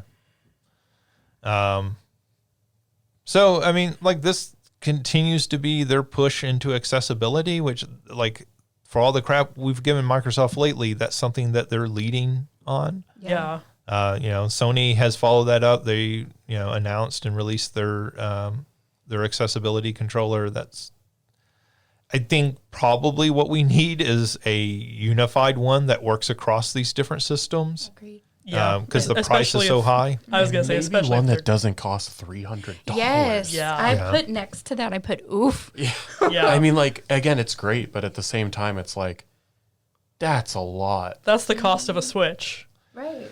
Well, and that's why I say something that maybe would work across different systems, because $300 is a lot of money, but it's not so crazy if it works for the PlayStation and Switch and PC. Yeah. Sure. Right. Then it becomes much more reasonable. I mean, obviously you're right. It is a tax on people, with disabilities. Yeah. It's so darn expensive. And I think, like you said, there is a world where it can be that expensive and not just be greed if it is compatible across systems, but just looking at, I would wish that they would reach out, the other teams would reach out, or that Xbox would reach out and say hey, we want to make this cross-platform to make it better and potentially bring the cost down some for people, because that that $300 just hurts, man. Well, my understanding is that when they released the adaptive controller, they did say publicly, "Hey, we want to work with these other console manufacturers. We'd like to make this work with other consoles." Yeah. So, I mean, and if you're making something like this that's a very specialized item, right, the cost is invariably going to be more expensive. Yeah. Yeah, and I think in just sort of very small, seeing the picture that Christina showed, if it's sort of put together almost like a Lego thing where you can like really format it to where like this is what fits any one person's particular ability, I could see that being expensive. $300 seems like a lot, but Yeah, so it's several pieces, and you can kind of put it together however you want. I could certainly see that being, more than your typical $60 or $70 controller. I could see it being $150. And maybe that's the thing as well, is even just a general controller being $70 seems like a lot of money. Yeah. I mean, I think I could see it being $150 and being, because again, it is so piece by piece. Mm-hmm. So like I would still be disappointed, but I would understand that that's capitalism. That's not on them. That's just trying to survive in capitalism. But $300 is the fact that it's the same price as a system is what's getting me. Yeah, I mean, those Elite controllers for the Xbox are $150 to $200, right? So, and those have some modular options. You can swap out the sticks and different things. So, I mean, I think expecting anything less than $200 is probably not realistic, but it's obviously problematic, right? Yeah. Because Lord knows it's expensive enough to live, let alone live with a disability.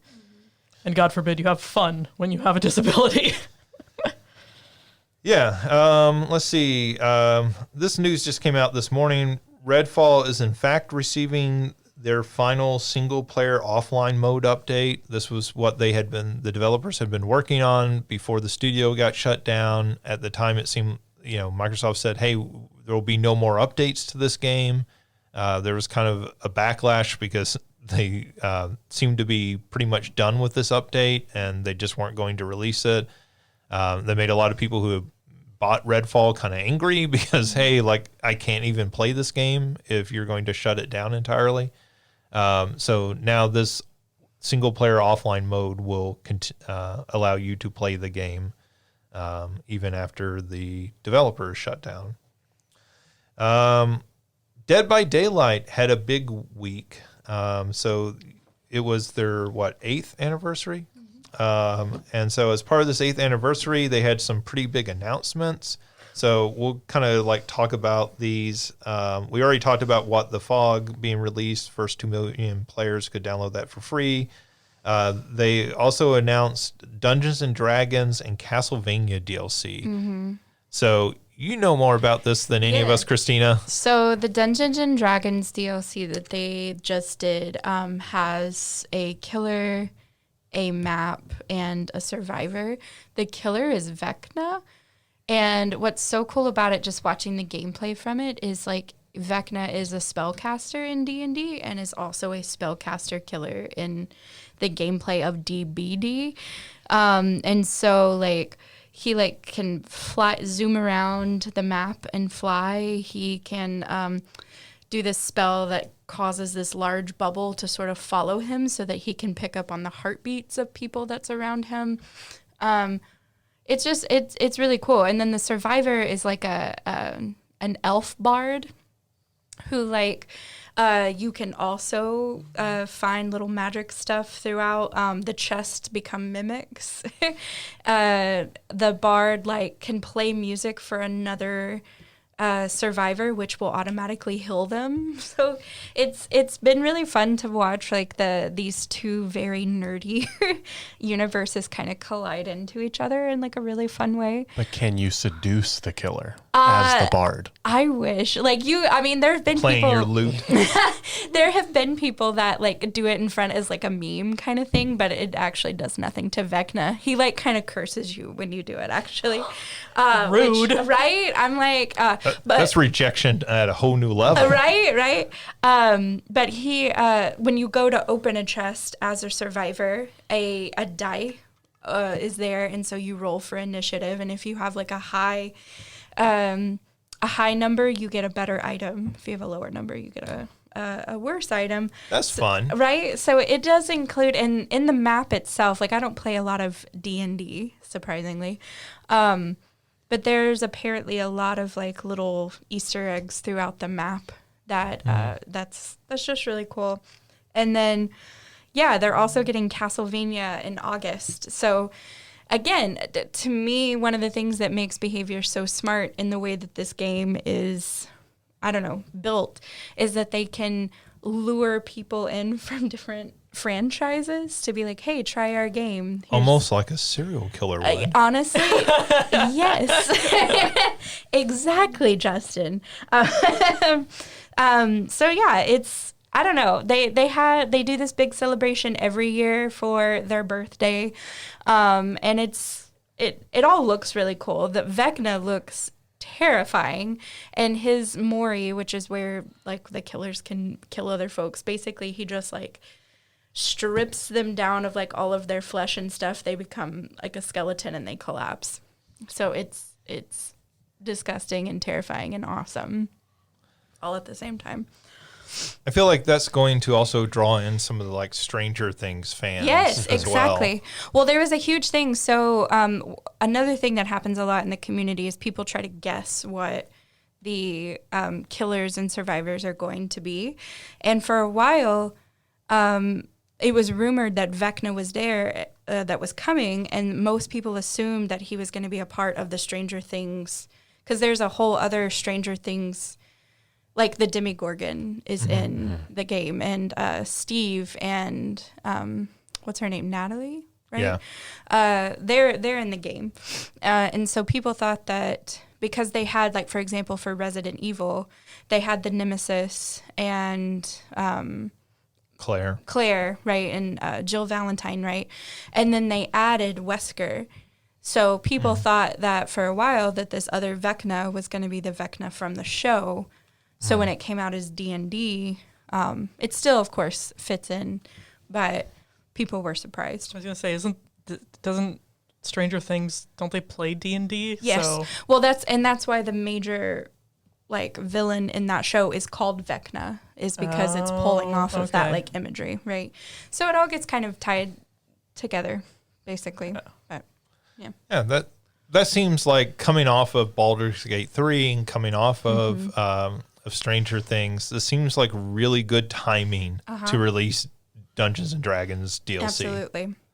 Like I don't know when Dungeons and Dragons would be hotter for a more broad audience than it is right now. Absolutely. And even that movie, like, I mean, that's a year or two old now, and that's actually a fun movie. Right. It is. It's a fun movie. So, not enough people saw it because it kind of bombed. But Right. It's actually a fun movie. Yeah.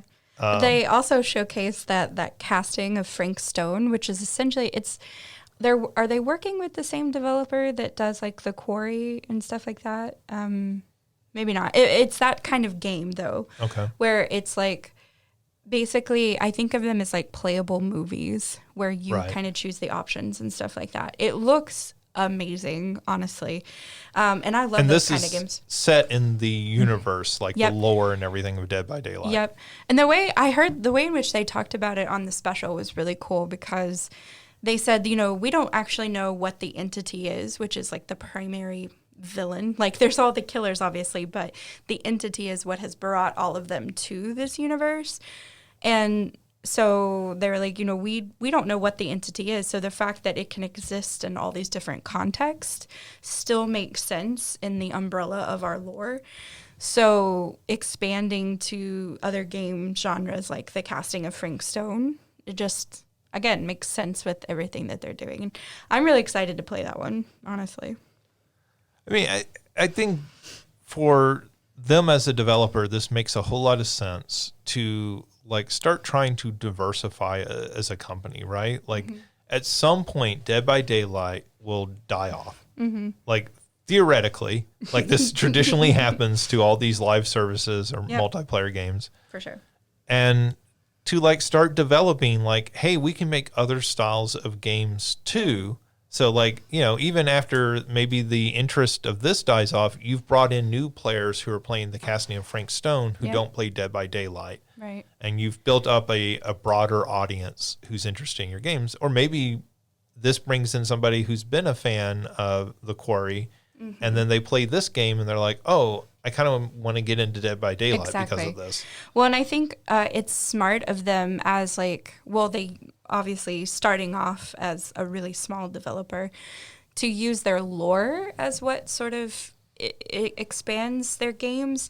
That way, like you just said, that they all still kind of connect to each other. So, oh, you like the story of the casting of Frank Stone? Well, guess where it comes from, right? Right. So, I guess that's why another reason that I follow them is just because like the choices that they're making. When we were talking about developers having to shut down or not doing as well, this, that, and the other, Behavior is doing really well right now. And part of that is because I think they've made some really smart decisions in terms of how they market themselves as a developer and not just their individual games. Well, and I think too, what's really interesting is like you said, the entity is the overall bad, and they're like, yeah, we don't know what it is. Yep. Like I think, you know, looking at it from a non-horror gamer perspective at all, but like I think about the games that the horror games that were really big when I was in middle school, you know, Five Nights at Freddy's and Bendy and the Ink Machine, both have such a mess of lore because the creators insist that the lore actually exists. Yep. And that they keep insisting, like, you know, Scott Cawthon is just a mess of a human being. But, and so like to be able to have this sense of like, yeah, it's spooky, it's scary. Good question, what is it? It's not oh, you can't figure it out. And then when you do figure it out, we're going to change it because you figured it out. Yeah. But to just have it be like, yeah, we don't know, and that's what makes it so scary is really, I think, a smart move on their part. Absolutely. Mm-hmm. And like you can do all your theorizing and you can be right. And also you can be wrong, and not even the company is going to tell you one way or the other get mad at you for figuring something out. Well, and they have like there's a character that's on Twitter named, so they're one of their primary characters that's actually based off Matthew Cote, who's like their head dude. But the Twitter version is called Dweet. And Dweet... Identity theft is a serious crime. Right? And he does all kinds of spoilers for the games. And so when people were questioning about the D&D stuff, he would comment back to them. Like somebody was like, oh, are they going to... is it D&D? Or are they going to have like an elf? That's kind of boring. And Deet's like, no, you're boring. And based on that and other responses he had, it was obvious that whoever runs that account either works for Behavior or is close enough to where they knew the leak. It's an official account. Exactly. And so like his responses, even though they seem silly, like kind of... For some people, it was like, oh, yeah, this is definitely leaning in the direction of Dungeons and Dragons. So it's just, I don't know. It's fascinating to me as a communications scholar, as like somebody that takes an interest in video games and that kind of thing on various levels. Yeah. Well, speaking of the horror genre, let's skip ahead here to Friday the 13th is launching something called the Jason Universe. Which is going to be this new effort to make how did they phrase it? They used the PR term multiple different activations, which is a term I hate. What does that even mean? Activations is a generic term for things that you can interact with. So an activation might be like a booth at a convention or something, or it might be like, but not like a TV show that you just watch. Well, it could be a TV show. It could be a book. It could be a comic. It could be a video game, right? It's like, essentially just say like, cross media. Because that doesn't sound as fancy. Well, because activation grows out of PR instances, right? So no, I'm just... So I'm with you. I've only heard this term for the first time today, and I already hate it. Well, yeah. I teach PR and I hate this term. But anyways, right? So they announced this new initiative. As part of this new initiative, they also said, hey, this includes games. Obviously, the Friday the 13th game has been shut down. So this would seem to indicate they might go do something entirely new. Is it Jason or Freddy Krueger who's not allowed in DBD? And it's not that he's not allowed. It's just that because of that other game, it's Jason. Freddy's already in DBD. Okay. I can't keep track. And it's also been an issue, like the reason that game got shut down was the rights to the Friday the 13th franchise have been tied up in court. Yes. So the writer of the original film was suing to get back the rights. But the problem with that is the original film doesn't have most of the iconic imagery that you think of when you think of Jason. Jason just has like a bag over his head. He doesn't even have the hockey mask? No. He's not even really in the first film. It's his mama. Yeah, so like Spoiler. Yeah, spoiler for a 40-year-old film. A 40-year-old film that I will never watch. Like he shows up in the last scene of the film, but like whether that's a dream or real is something else. It's a dream. But like, yeah, the image of Jason that you have of the hockey mask, like that doesn't even come until part 3 of the films. Okay, yeah. So the one that I'm thinking of is actually in part 2, where he just has like a bag over his head. Right. Yeah. Okay, yeah, I see why it's a complicated legal issue. So the thing was they were suing over this, and then the rights to the name Friday the 13th is a whole other separate issue. So that's the reason why after Friday the 13th part 8, you got Jason Goes to Hell and Jason X. Yeah. And Jason versus Freddy. And so basically it's the Fast and Furious movies. Well, it's the reason but they had to change the name. They couldn't even call it Friday the 13th part whatever. They had to go. They had to focus just with on with the chaos of the naming. Yes, it's like Fast and Furious. For sure. But they couldn't even keep it under an umbrella of Fast and Furious. They had to like completely abandon the Friday the 13th thing because that's part of what is in contention right now. Are they all sequels or does they have are? a reboot? I mean, okay, they're like sequels. One of them is like in space. Or something X. Like X is in space, and so it's like they're sequels, but they don't necessarily follow connect. Okay. I mean, they kind of do, kind of don't. The first 8 movies have a continuity to them for the most part, and then after that, it kind of goes out the window. In different directions. But yeah, so like there's been all this legal fighting. And so like part of this is Sean Cunningham, the producer of the series. His company Horror Inc. Is teaming up with the original writer. So this seems to figure out a lot of those legal issues that the two of them have figured out whatever financial dealings they have to. The thing that kind of got me is that it is called the Jason universe, not the Friday the 13th universe. Yeah. So I don't know that that means that they have that name. Yeah. Because that name, is my understanding, is owned by New Line Cinema now. Yes. Which is part of Warner Brothers. Which, you know, I would think that Zaslav would be like, fine, we'll like let you have this like for $50. Like everything must go for Warner Brothers. So like maybe that's something they can get worked out and everything, but like them announcing this as the Jason universe is kind of weird because I feel like Jason universe doesn't have quite the feel to it as the Friday the 13th universe would. Yep. Yeah, there's too many characters named Jason. This might be a Jason and the Argonauts cross-media property. So this could be Jason Todd from Batman. Like it's too common a name. Is that your second Robin reference this episode? Is it? Well, the first one I think was it was prior to the episode about Christina arguing with a corporation. Yeah.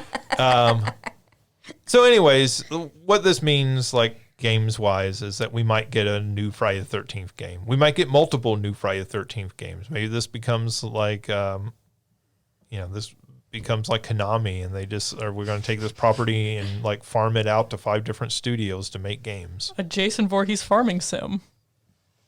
I would play it. He in the remake that they did, like what was that, 10 years ago or so? He is a growing pot. So if you want to do like a pot farming simulator with Jason, I feel like this is becoming. that's canonical. I feel like this is becoming like Supernatural and like Dragon Ball, where like you can't even say ridiculous things because someone will come in and be like, no, but actually, the Freddy versus Jason, it was more of a comedy. Oh yeah. Oh no. Than it was a horror movie. Like in the best way. Like I love camp, so it was amazing. But It's very campy. Yes. Like speaking of pot, isn't that the one where like Well, so is the first movie. Huh? First movie's also very camp. Exactly. I see what you did there. I see what you did there. I was like, yeah, of course it was. It was like 19 and then I was like, oh. That was a 10 out of 10. That is a Air 5 right now. Mario. This is the second time she's threatening you this episode. Listen, I'm not scary. I have pink hair. That makes you super scary to some people. Oh, fair. That makes you fair. Super Saiyan. Yes. My life makes so much sense now. Yeah, I mean, You were saying something though. I'm sorry. Dude, I have no idea. Freddy versus Jason, super campy. Yeah. I think it might have been about the pot growing. Oh, yeah. Oh, yeah. Is that the one where, like, I want to say that two people in there, they get stoned and then Freddy, like, becomes this, like, slug in it? Yes, I've never seen any of that. Yeah, I'm like, It's I am so. It's funny. the Freddy films got funny. Yeah, Like, I love the Freddy film. but yeah, they're very like weird and creative as they went along. Yeah, I mean, like I don't know, like the idea of making. Of course, there's that NES game that is both beloved and hated. I think in different levels. And then I actually really liked that that multiplayer game that they put out. Same. I thought that was quite a bit of fun. One year for Playing for Pets, it fell on Friday the 13th, and so we actually played that game for a bit as part of it. And I remember one of the faculty came in, and she was like there just to hang out and stuff, and she said, "What kind of game is this?" Was that Sandy? No, this is at a different place. Oh. I was like, I could see Sandy walking in being I just think so Sandy's confused. probably familiar with the Friday the 13th films. That's fair, but Sandy's my age, so I think she's at least aware of them. So that was some big news. Let's see, a couple other things in here. Ubisoft has canceled The Division Heartland. This was the next game. Does that mean I can admit that I was a beta tester for that now? whoops. Nope. I have no idea what you're. I don't know what legal agreement you signed. Yeah. Right? Just because I'm obsessed with Ace Attorney right now doesn't mean I have any legal advice to offer. Yeah, she's not a real lawyer. She's not even a video game And lawyer. I'm not a real doctor. I just play one in the game. I think you have alluded to this before. Yeah. So you were beta testing this? I did. Yeah. Yeah. Like last summer. Okay, cool. Yeah. It was fun. I won't say anything else just in case, but it was fun. And I'm sad that they've canceled it. I feel like that game was in development too long. Like you Yes. start to feel like something was wrong with that game. Yep. Those I liked the first Division game. I thought it was pretty fun. I thought the second one was even better than the first one. That's what I heard. I never got around to playing Yeah. it. And the thing that I think hurt them was a great, but also hurt them, was that they kept adding the DLC to the second one. Like Right. there was they added a whole patch that like included New York, so it went back to the like the space where the original game was. Right. And then you kept just beating factions of different people. So it kept their game alive for a long time, but at the same time, I think butted into what they were trying to create here. Right. So, yeah. Yeah, it's a shame. Like you hope that franchise is not dead because it's been a successful franchise For in those sure. first two games. And I don't really play a lot of like shooting games like that, but I really enjoyed The Division. Yeah.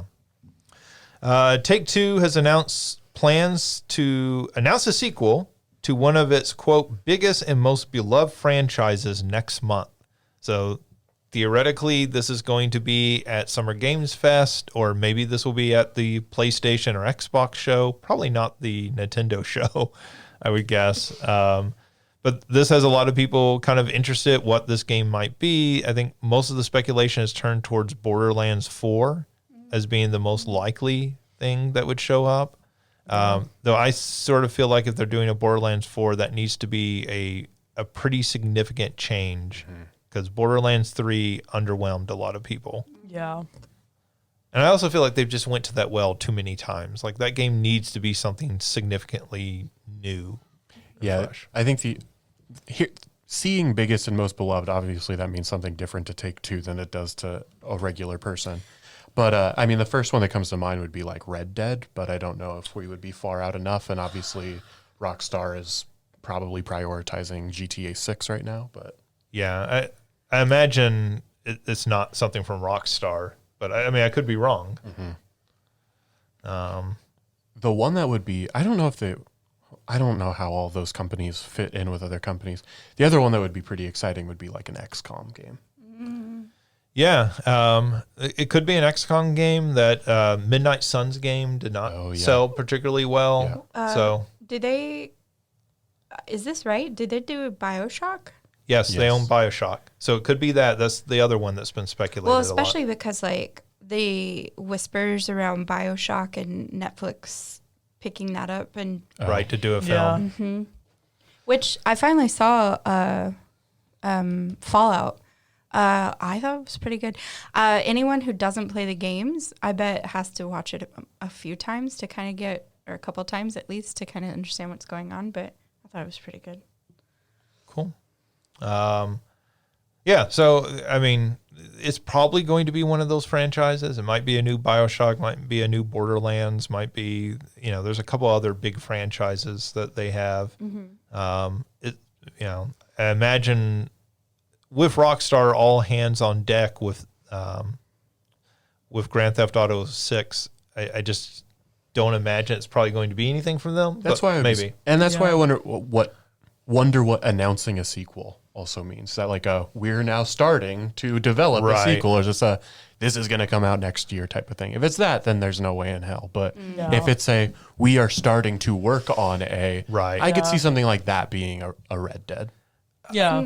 I can't imagine it's not something they can't show something from. Sure. Yeah. I imagine it would be something that is far enough along as well, but publishers seem to be more gun shy of doing that anymore, right? Yeah. Like after Bethesda did the whole thing with the new Elder Scrolls, like they were like, we have 2 games we're making in between here, and you're like, that means that game's like a decade away.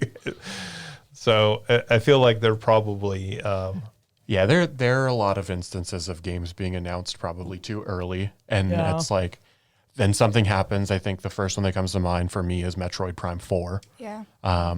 Which, God, I don't know how long ago it was that was even announced, but that was like scrapped completely and started brand new.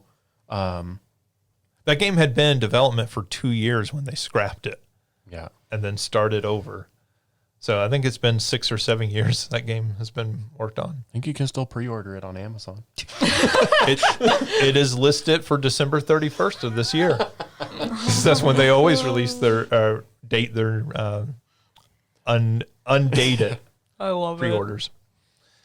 Let's see. This last little thing here I think is kind of interesting. There is a page on the PlayStation Network for Star Wars: The Clone Wars, which was a PlayStation 2 game coming to PlayStation Plus on June 11th. So that's not that interesting on its own, except that at one point Sony seemed to be very interested in porting their PlayStation 2 games over to modern consoles. So you could play them on PlayStation 4 and PlayStation 5. And then they kind of fell off and weren't doing that anymore. Now that they're doing this with this game, the features listed on it were listed as up-rendering, rewind, quick save, and custom video filters, which has a lot of people wondering, those sound like emulator features. Yeah. And they are new emulator features that weren't in the old PlayStation 2 ports. So is this a sign that Sony has made a new emulator that will run these old PlayStation 2 games, and this has leaked out, but is it a sign of a bigger initiative of, hey, we're going to make PlayStation 2 games backwards compatible? Gosh, I hope so. Me too. And, you know, like that seems like an obvious thing for them to do. Yeah. That would be something to get me to buy a PS5 if it was backwards compatible. Like, even at this date being halfway through the console's lifespan, if it was backwards compatible and I could play all my old PS2 games on it. I mean, I got a working PS2 again a couple of years ago, but that would be a push for me to get a PS5. Yeah, and it's not clear if that would work with disc or if this would be something. Well, but where- even to Kind of have like the digital. Switch. even to be able to get digital and play all that again, I don't need it to be on the discs that I have. Right. So, like, we'll see. I think within the next month, we'll know what that actually is, if that's something a bigger deal or not. And I imagine Sony, for their Summer Games Fest / E3 style show, that they would announce this. If it is a bigger deal, this will probably not be the Clone Wars by itself. It'll probably be multiple games that they announce at once. Mm-hmm. You know, I could very much imagine, you know, a lot of those first party games, your Sly games, your Ratchet and Clank games, those sorts of games. Please bring back Sly Cooper.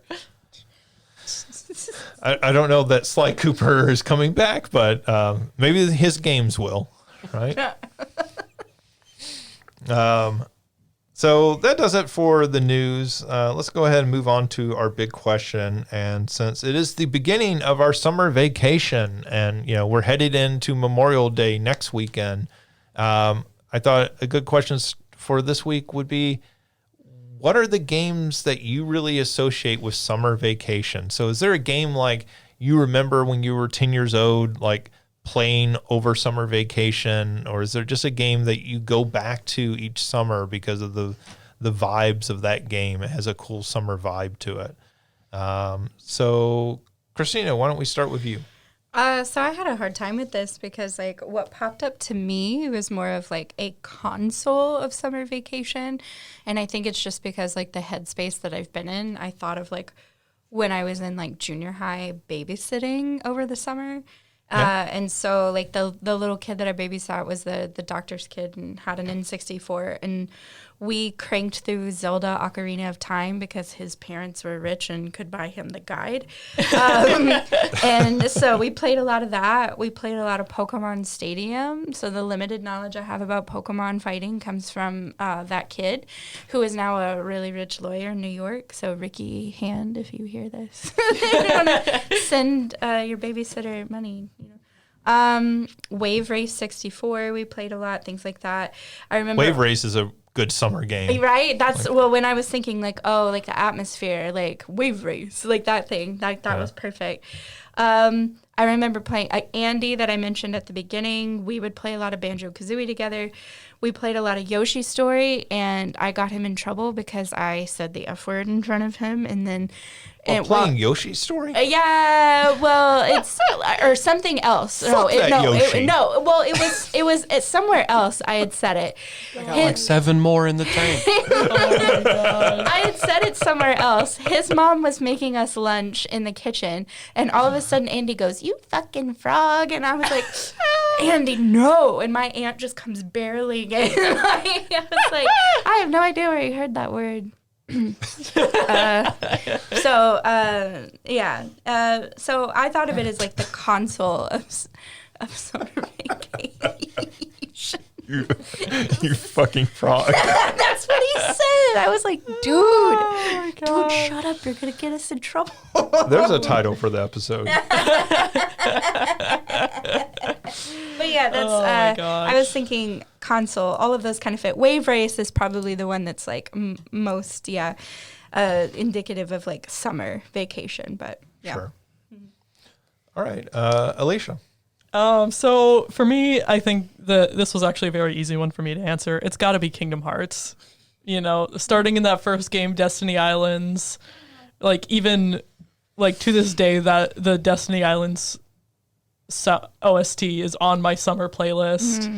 And then like in the second game, you know, when you start with Roxas and you get to the end of his portion and always that looks like my summer vacation's over.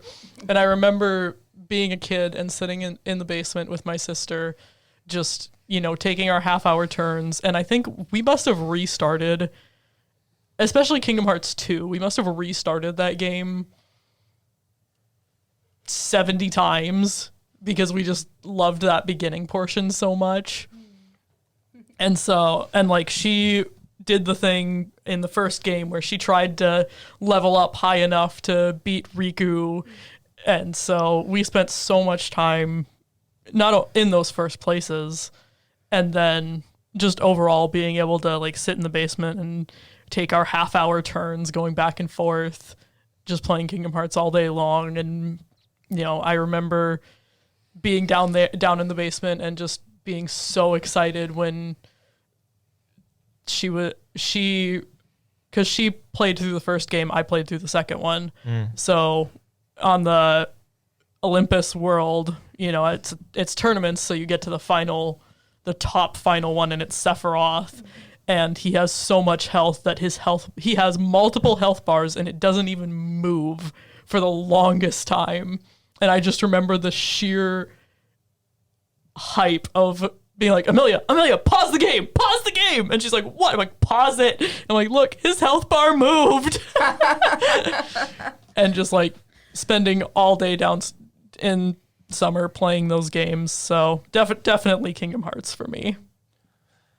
I like that you fit the stereotype of video gamer spending all summer in the basement. Yeah, well, when some jerkwad slashed your pool, what are you gonna do? That's the less fun part of the story. Yeah. That's a not liking rabbits part of that story. No, because the rabbits are superstition. That was real. Mario, how about you? Similar to Christina, I guess maybe not so much a console, but there are specific games that I remember. So when I was in elementary school, during the summer, my parents were working. There was a YMCA at my elementary school, and so I would go there after school for sort of daycare and would go there during the summer. And we would just sort of hang out. Some of us would bring our Game Boys and we would use our link cables. And so there's like 3 games in particular that stick out. And that is Mario and Luigi Superstar Saga,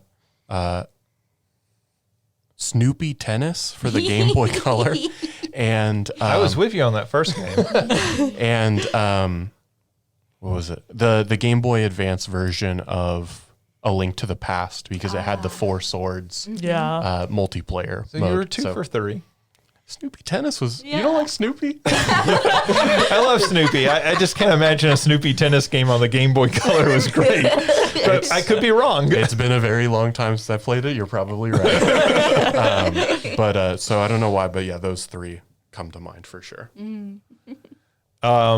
Yeah, so I mean, summer vacation obviously makes me think of being a kid, and so I think of games that I was playing as a kid.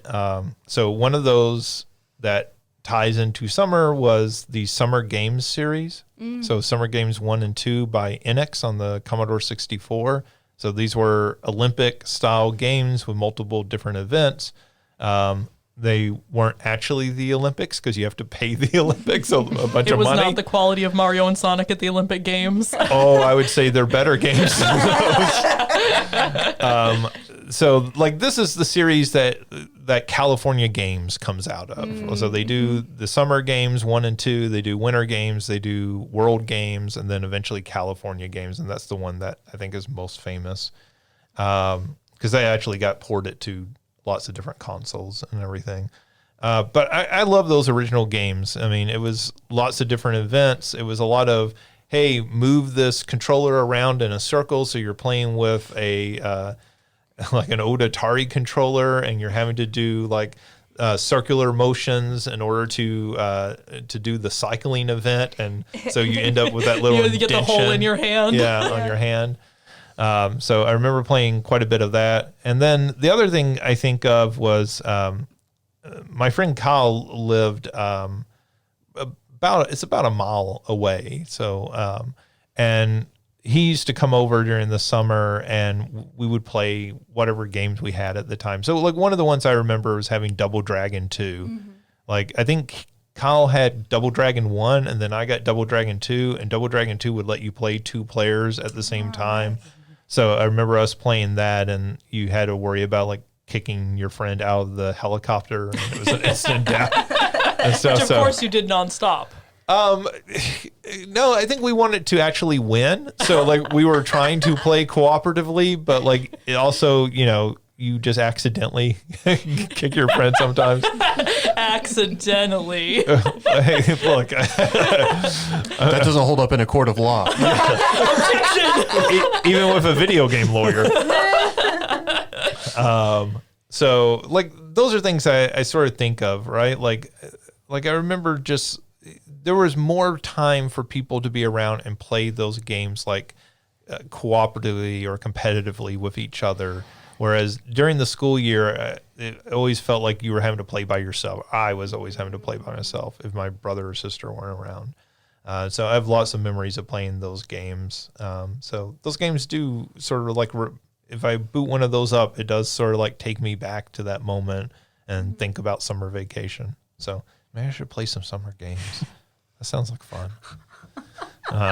It is summer vacation. In terms of like a summer vibe, you could add to your list. I know how much you adore the game would be like a Super Mario Sunshine.